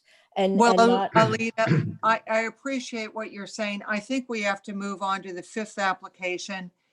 And, if the Will or someone in the board office could call the council down at Gail Brewer's office to find out what the legal ramifications are for our board and what the next steps might be. Would that be okay, Alita? Oh, that's fine. I'll talk to Adele. I have to talk to her anyway. I think that's somebody who we fine. need to pull into the loop on this, because it's really a constitutional question. The members of the board were different then. We've had great change over in the last 4 years. Anyway, it's for a further discussion. Let's move on to number 5, 147 East 69th Street, the Upper East Side Historic District. This is an application for a rooftop addition and replacement of a rear extension fence. And please, I hope, is it Morella Boselli who's making the presentation? No, it's Cass Stackelberg from Higgins Quaysbarth, and I will be as quick as I can. Just backtrack for a second. I know you've presented many times before, but just say your name again. Of course. Are you all ready? I can share the screen. I just need to write it down. Okay, yeah, Cass Stackelberg. STACHEL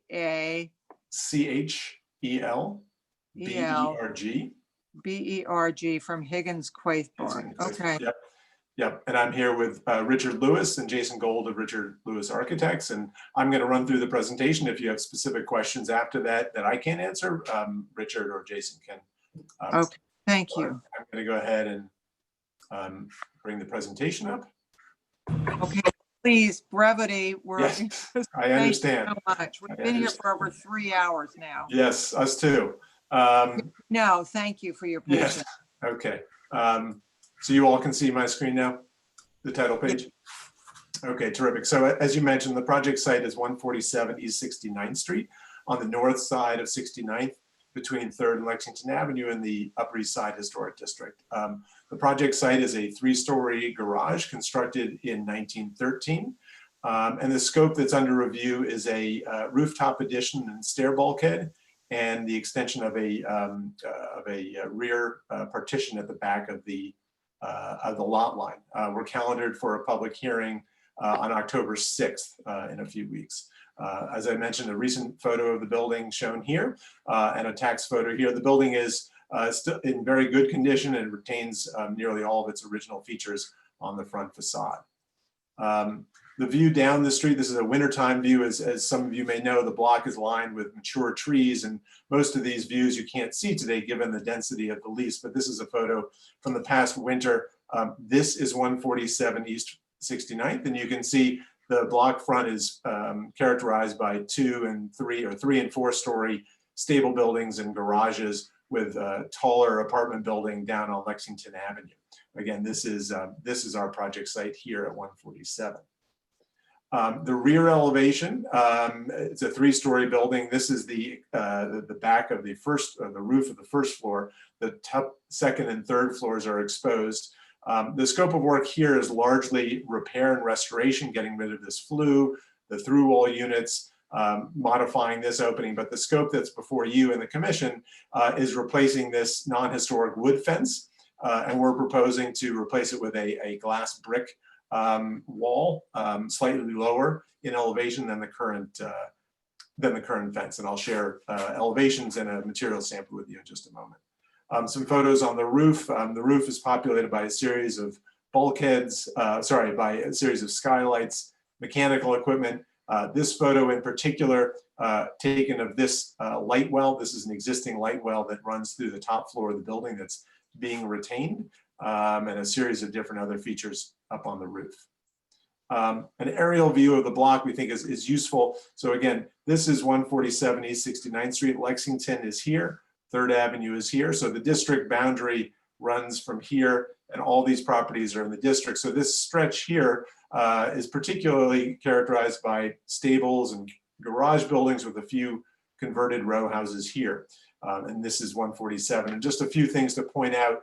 Adjacent to 147, there are both historic and contemporary rooftop additions at 145 East 69th, 149, and some of the properties to the east. You can see them perhaps more clearly here. So this block front has and the roofscape has a lot of variety, and also, as I mentioned, historic additions like the one directly to the west, and then more contemporary additions like those to the east.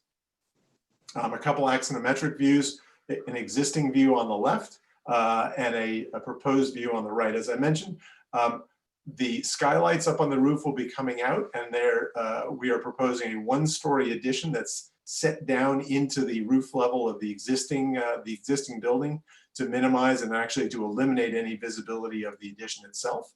There's a stair bulkhead that provides access to the upper roof where the mechanical equipment is, and then a chimney extension here that's this chimney here being extended to its code compliant height. Just a couple dimensions, the addition, the front edge of the addition is set back 13.5 feet. Wait a second, front edge is set back 13.5 feet? Yep, from the front of the Thank building. you. And the bulkhead, the stair bulkhead is set back 30 feet, 27 feet from the front of the building. And then the chimney itself is 30 feet back. I'm sorry, the stair bulkhead is how many feet did you say? Sorry, 27 feet to the stair bulkhead, 30 feet to the chimney. Okay, okay, thank you, sorry. No problem. Flipping around and looking at the rear. So again, this is the existing view on the upper left and a proposed view on the upper right, with the stair bulkhead, the extension also set back 13.5 feet from the rear elevation of the building. And then you can see here, this is the existing wood fence at the back of the lot. And the proposal is just to replace the wood fence with a glass brick partition or fence in the same location, set at a slightly lower elevation than what's there today. Elevation drawings, I can go through these fairly quickly. I think the visibility views are really sort of the key piece of this, but an existing elevation and then a proposed view. Because of the setback and the way that the addition is set down into the building, there's no visibility of any of the rooftop features from straight on. And so as part of the scope, there's repair and restoration work that we'll be carrying out, but all that's being handled at the staff level. On the rear elevation, through all air conditioners, this big flue, all of those are being removed. The masonry is being repaired. The glass brick. But is that part of the application, or was no, that? I'm just mentioning it. No, the only piece that's in front of you is this glass brick wall at the back of the yard. What's the height? What's the height of the glass brick wall? 6 feet. Okay. Yep. Okay, thank you. Slightly lower than the existing. Okay, thank you. And then a series of sections. So this sort of illustrates how we're able to set the addition deep into the existing roof. This is an existing section through that light well. So here's a part plan. You can see where the section is cut. So there's an attic space here above the 3rd floor, and we're using that space to set the addition down into the body of the existing building. So here's a proposed addition, proposed section. You can see where the floor level of the addition and how low it is at the front of the building. So it's set down here, the light well mechanicals that are not visible here, and then the rear yard and the glass block garden wall in the back. Flipping the other way, now looking east, the existing section and the proposed section. This is cut through the new stair bulkhead, showing the stair bulkhead providing access to the upper roof, and then the chimney extension for the neighboring chimney. What is the height of the stair bulkhead? I believe it's minimum necessary. I think it is 9'6". 9 feet 6 inches. Yep. And what are the dimensions of the addition? The square feet and the width and the height of the addition? Let me do this. Let me keep going, and then I'm going to have Richard look that up. And when we get to the end of it, he can provide you with the square footage. And the lot is 25 feet wide. It's a full width addition, but I'll have him provide the depth, the length of the addition, and the square footage. A comparable section existing above and proposed below. Again, showing sort of how the addition is set down into the existing roof level. I'll continue. The setback dimensions are referenced here, the 13'7" to the addition, and twice that to the bulkhead. Again, flipping back to the east view with the bulkhead and the chimney.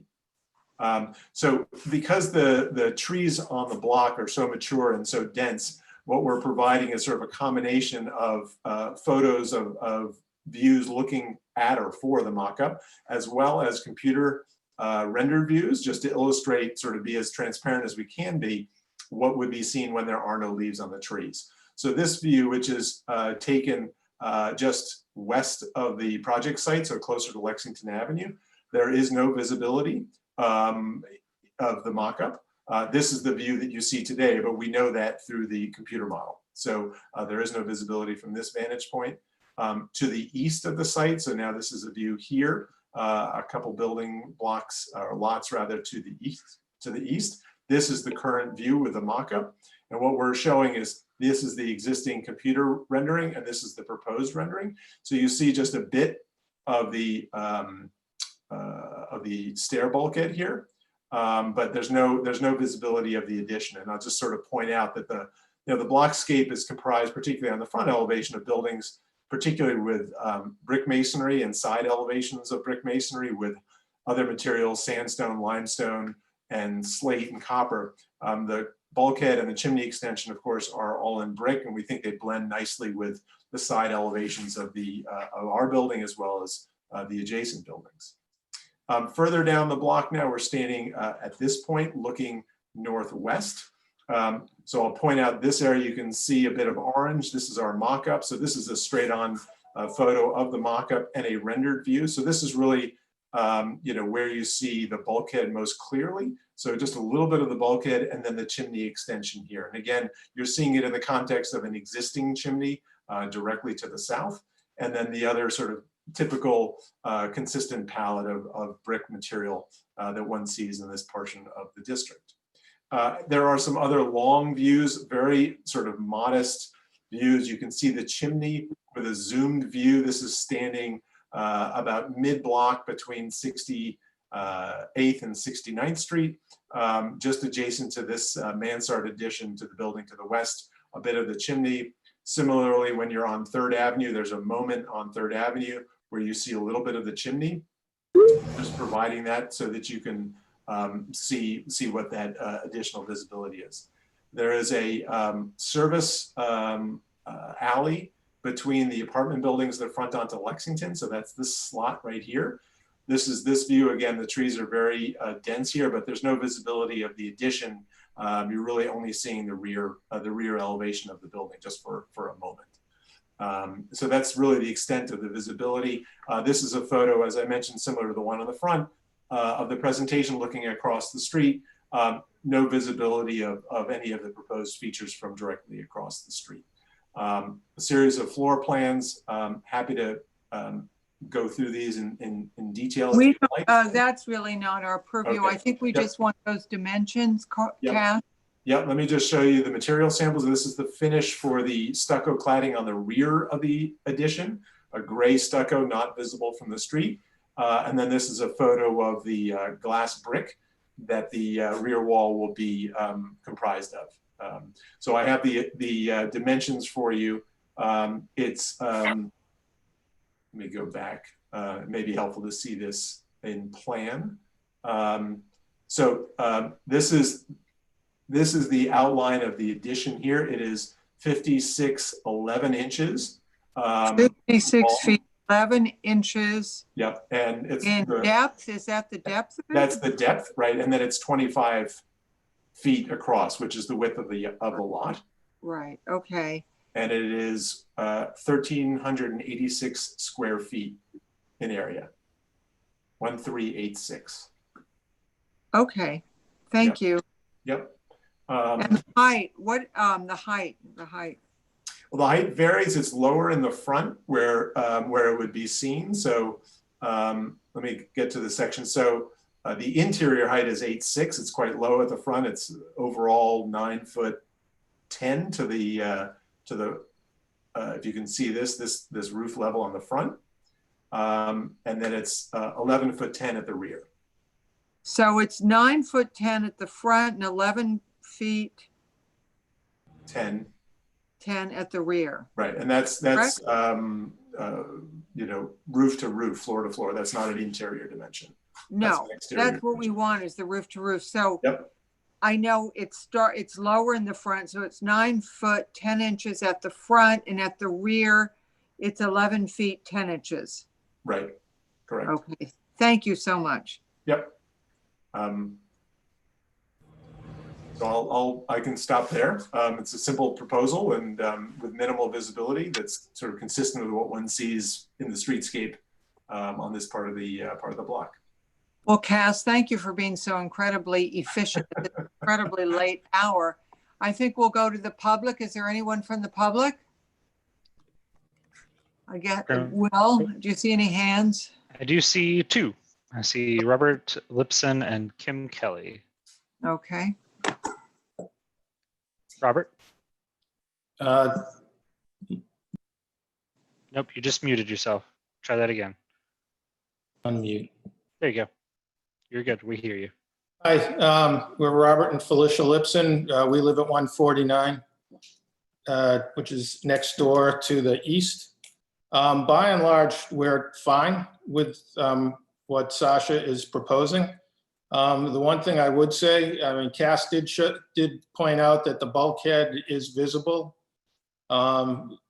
which from an angle, which was also what we found when looking at the mock-up. The one thing I would say is it would not bother us any if you were able to find a way to put the bulkhead on the west side of the house up against the existing house, which is actually taller, and in that position, you wouldn't see it at all. It would also ease the construction protection requirements. So, I mean, that's basically all. That was my question for Cass and the architects, if you'd potentially consider trying to move the bulkhead to the other side. Hi, it's Richard Lewis. I'm not sure how to raise my hand, but can you hear me? Yes. Yes. Yeah. Yeah. Hi. So the west side of the building has an existing air shaft in it that we need to maintain for building department reasons. And also the stair of the building is already on the east side of the building. So even though we considered that originally, it turns out that by the zoning of the and the light and air that need to get into the building that's served by this air shaft need to be maintained. So that was the reasoning behind it, even though we agreed it would have been nice if we could have put it on the west side. Thank you very much. Can I reply to that?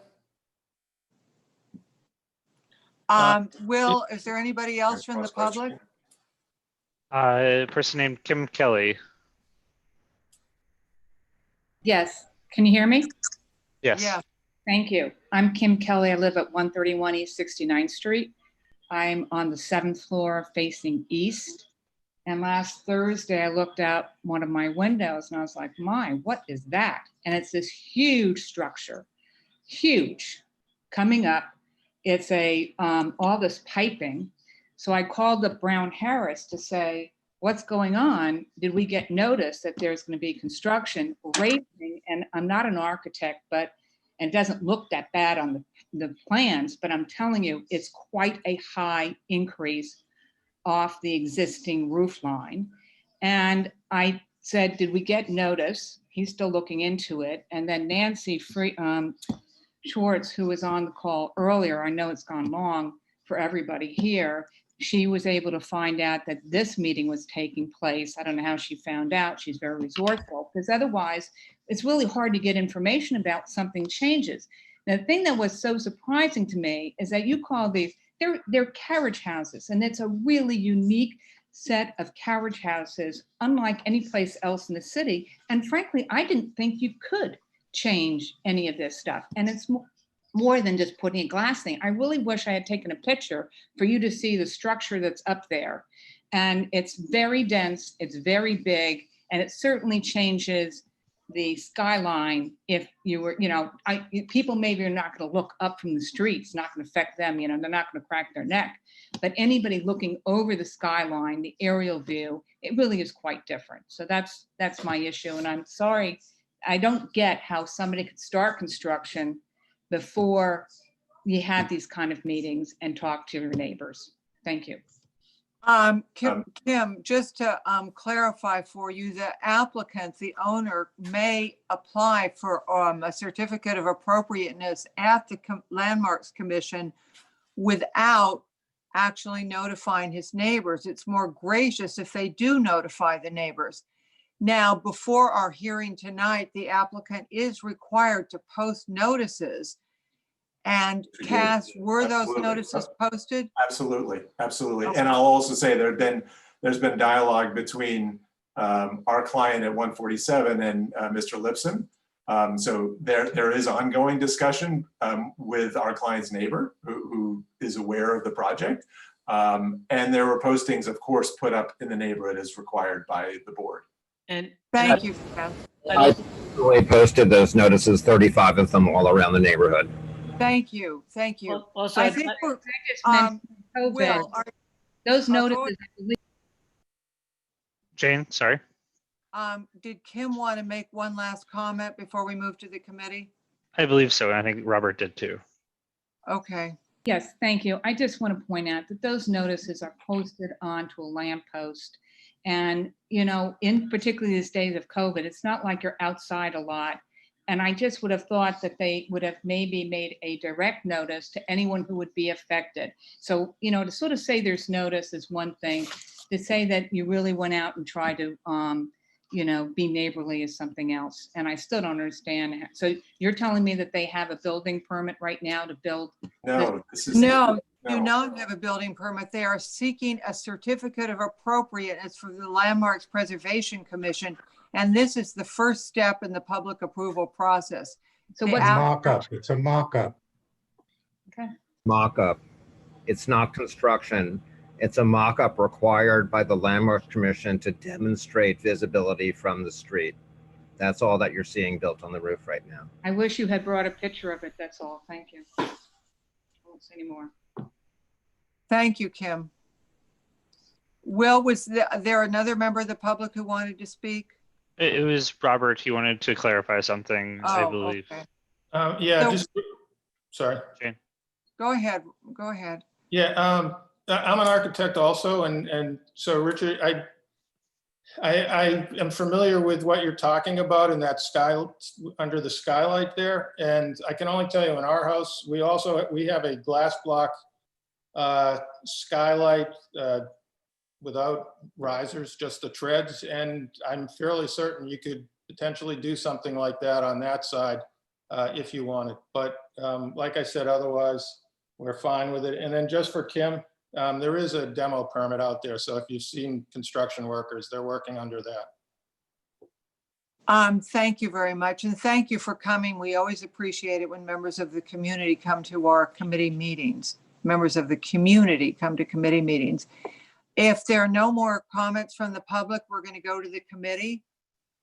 And we can start with Elizabeth. Will?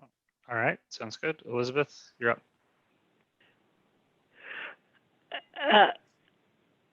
If this is invisible from the public way, or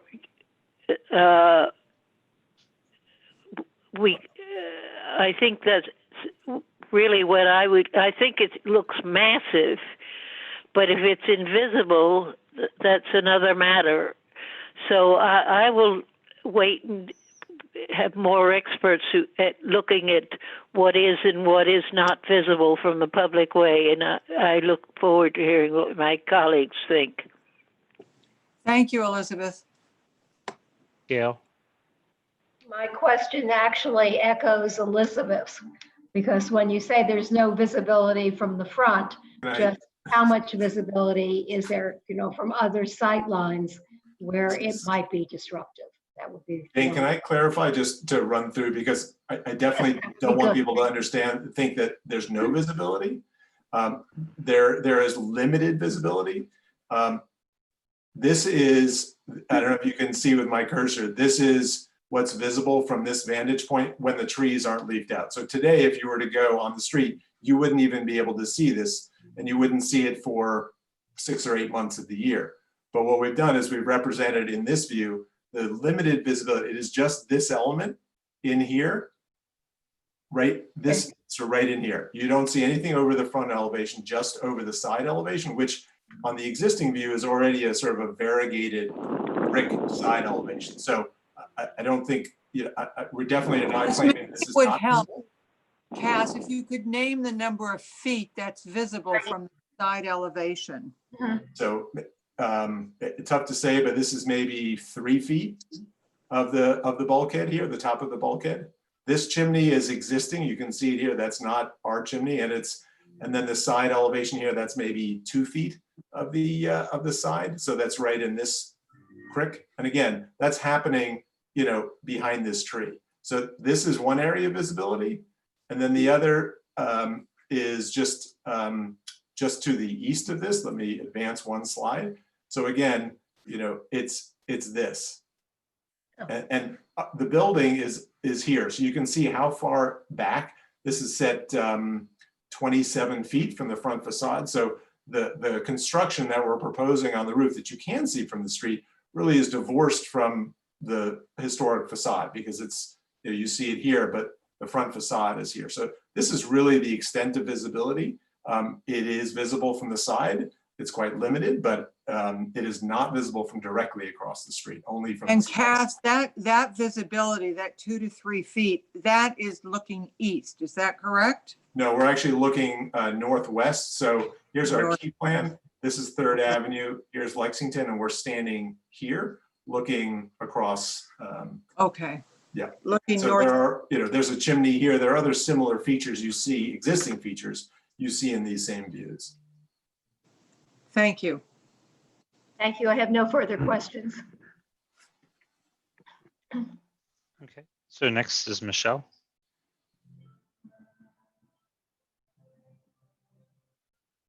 Michelle, just confirm. Oh, I hit it. Yeah, I hit it.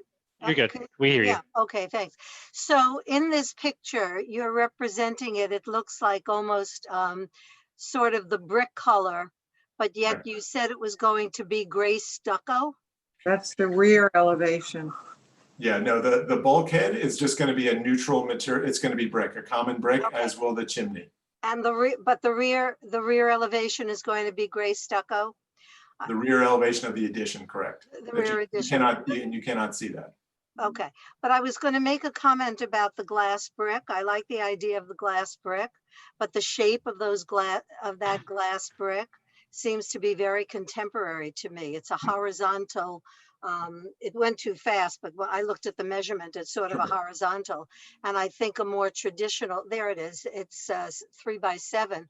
I think a more traditional look would be more of a square, like a 4-inch square, the bricks that are squared. I think that would be less contemporary look and more appropriate on this building.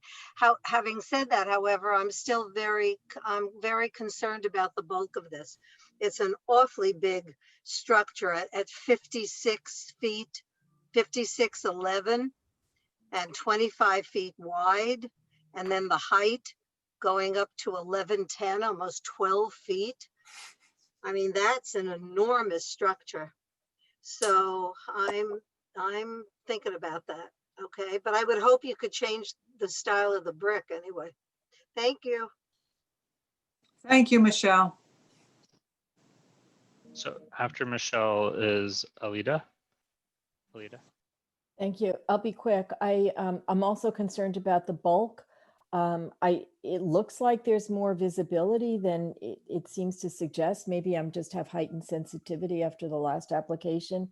And in the back, I'm a little concerned that the glass brick will magnify the bright lights from the door and the 2 floors up from that one, I guess the 3rd floor. It is a lot of glass and a lot of brightness. And again, I might just be overly sensitive. Thank you. After Alida is Sarah Chu. Sarah, just confirm. Hi, I think that Michelle and Alita have expressed the same concerns that I have. Interested in hearing what other folks have to say. Thanks. So after that is Anthony.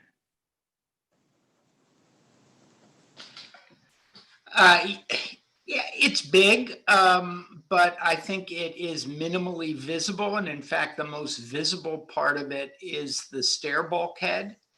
And so I'm actually sort of fine with this. And I also want to say that this was a well-organized and clear presentation, which I think, especially at this hour, we all appreciate. That's it. All right. After Anthony, oh, sorry. Go ahead. Who was talking?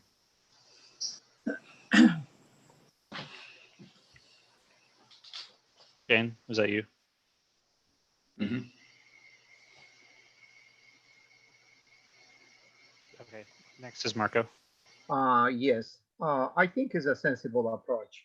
Yes, it is visible, but for one point of view only. But most of the time we check it from the front of the building. And I think it makes a lot of sense. And I would like to recommend the approval of this application. Thank you.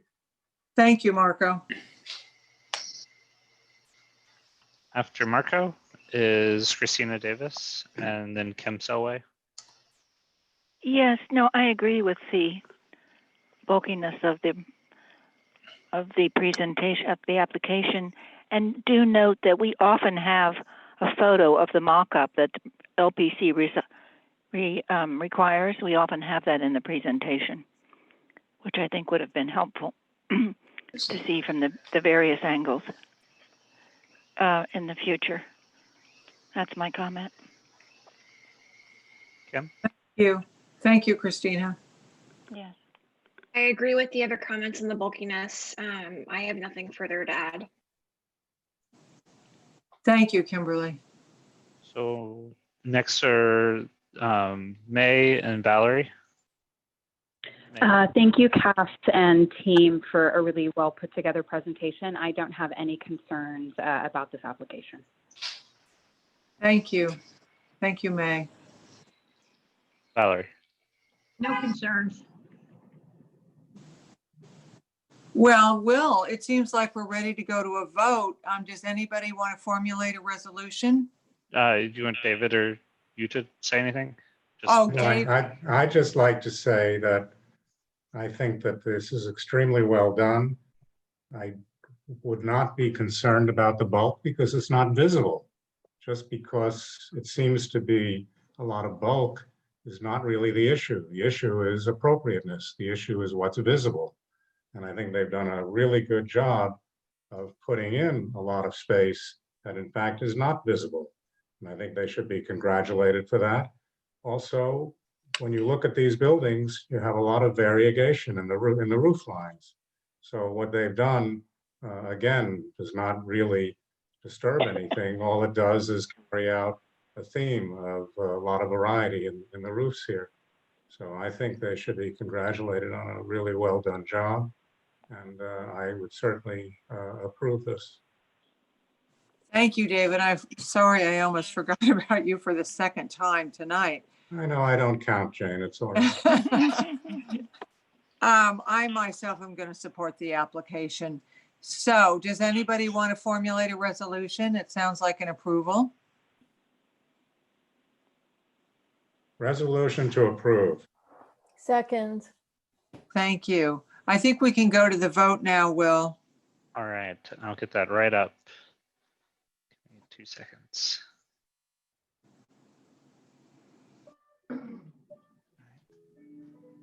So I think everybody should be unmuted. So let's go through it. This is for an approval. And Yes. Elizabeth Ashby. Yes. Okay, thank you. Gail. Yes. Michelle. Abstain. Abstain. Alita. Yes. Thank you. Sarah. Yes. Thank you. Anthony. Yes. David. Yes. Jane. Yes. Marco. Yes. Christina. Yes. Kimberly. Yes. May. Yes. Valerie. Yes. And Barry has already left. Thank you. Thank you, Will, for all of your help. I know there are a couple of items that we probably should be discussing under new business. One of which was Thank you very the much. meeting Sign off. that Alita arranged with the chair of the Landmarks Commission, Sarah Carroll, which took place via Zoom on September 1st. And also this house that we just discussed, where the resolution was passed to approve the rear addition 4 years ago. But it's all now 10:15 and a long meeting. I wonder if we could lay those items over to next month, the two items to be discussed over until next month, when there might be a shorter agenda or perhaps less controversial items on the agenda. Jane. Comment on that? Sounds like a good idea. Great idea. Christina, did you want to say something? Or Yes, I did. It's Christina. Oh, yeah. I would recommend you and David that Mark Silberman, the general counsel of the Landmarks Commission, would certainly have guidelines on revoking previous approved applications that would been approved by CB8 and Landmarks. I'm sure there are guidelines about revoking previously approved applications. And he's the general counsel of the Landmarks Commission. And I believe he'd be the one to call. Christina, Well, that's a very good idea, Christina. I forgot about him. I just thought we should consult with legal counsel of some sort, and that's why I No, suggested I think we have to go to the commission first, the general counsel of the commission. Yeah, They no, would have the guidelines. I totally forgot about him. I just thought we needed some legal advice on this. And I know would that start Bill there. Brewer's office does have a legal counsel. Anyway, Yeah. your advice is very well taken. Thank you, Christina. Okay. You do have a person from the public, Ines Friedman, who has their hand raised right now. And Laura from Friends. No, I don't think it's too late to hear from the public. If we were meeting in person, we would not be hearing from somebody from the public at just Gone through the agenda. There's no reason to hear from the public anymore. There was new matters.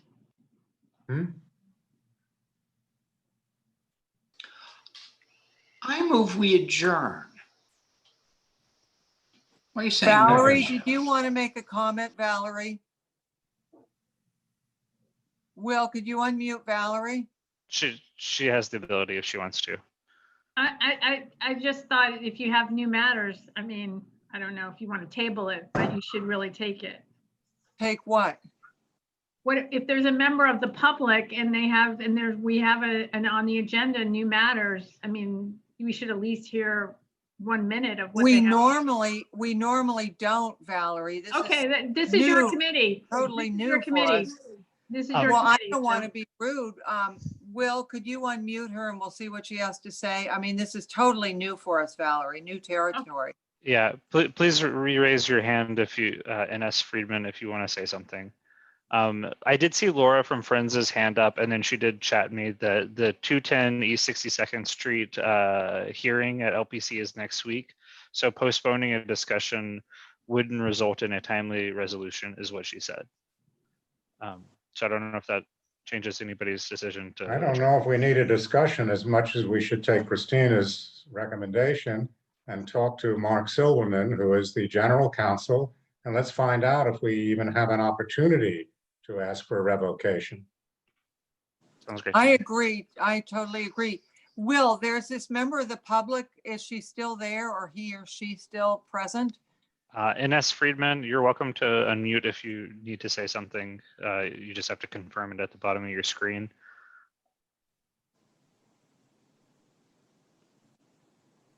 I'm gonna say they do not need to say anything else. Is she still there? Do we know, Will? They are, well, I see an Ines Friedman that is still there. There's also a Nancy Friedman who has a screen on that is away, and I don't think that you need to worry No, about she it. spoke on another application. She's already spoken. Well, I think we need to take up Anthony's suggestion to adjourn if this lovely lady isn't ready to speak to us. Jane? Or Yes. David, I will try and call the general counsel at Landmarks and talk to him about whether we have any jurisdiction to look at that. But if we do, we need to assess the truth of what they presented the last time as well. But I'll give the guy a call, the lawyer. Well, thank you That's all very right. much, Rita. And if you want to check with Gail Brewer, the person in her office, you could do that as well. It's, Okay. thank you. It's been a long night tonight, and we have the full board meeting on Wednesday. And of course, you all know I'm a school teacher. So Anthony suggested adjourning. So how about that? Second. Okay, so I think there's a move. We're going to adjourn, and we'll review all matters next month and hope for sort of a slightly less controversial agenda. Thank you very much for Okay. and thank you, David, too. And thank you, Thank you. Jane. Thank you. Onward and upward. Okay.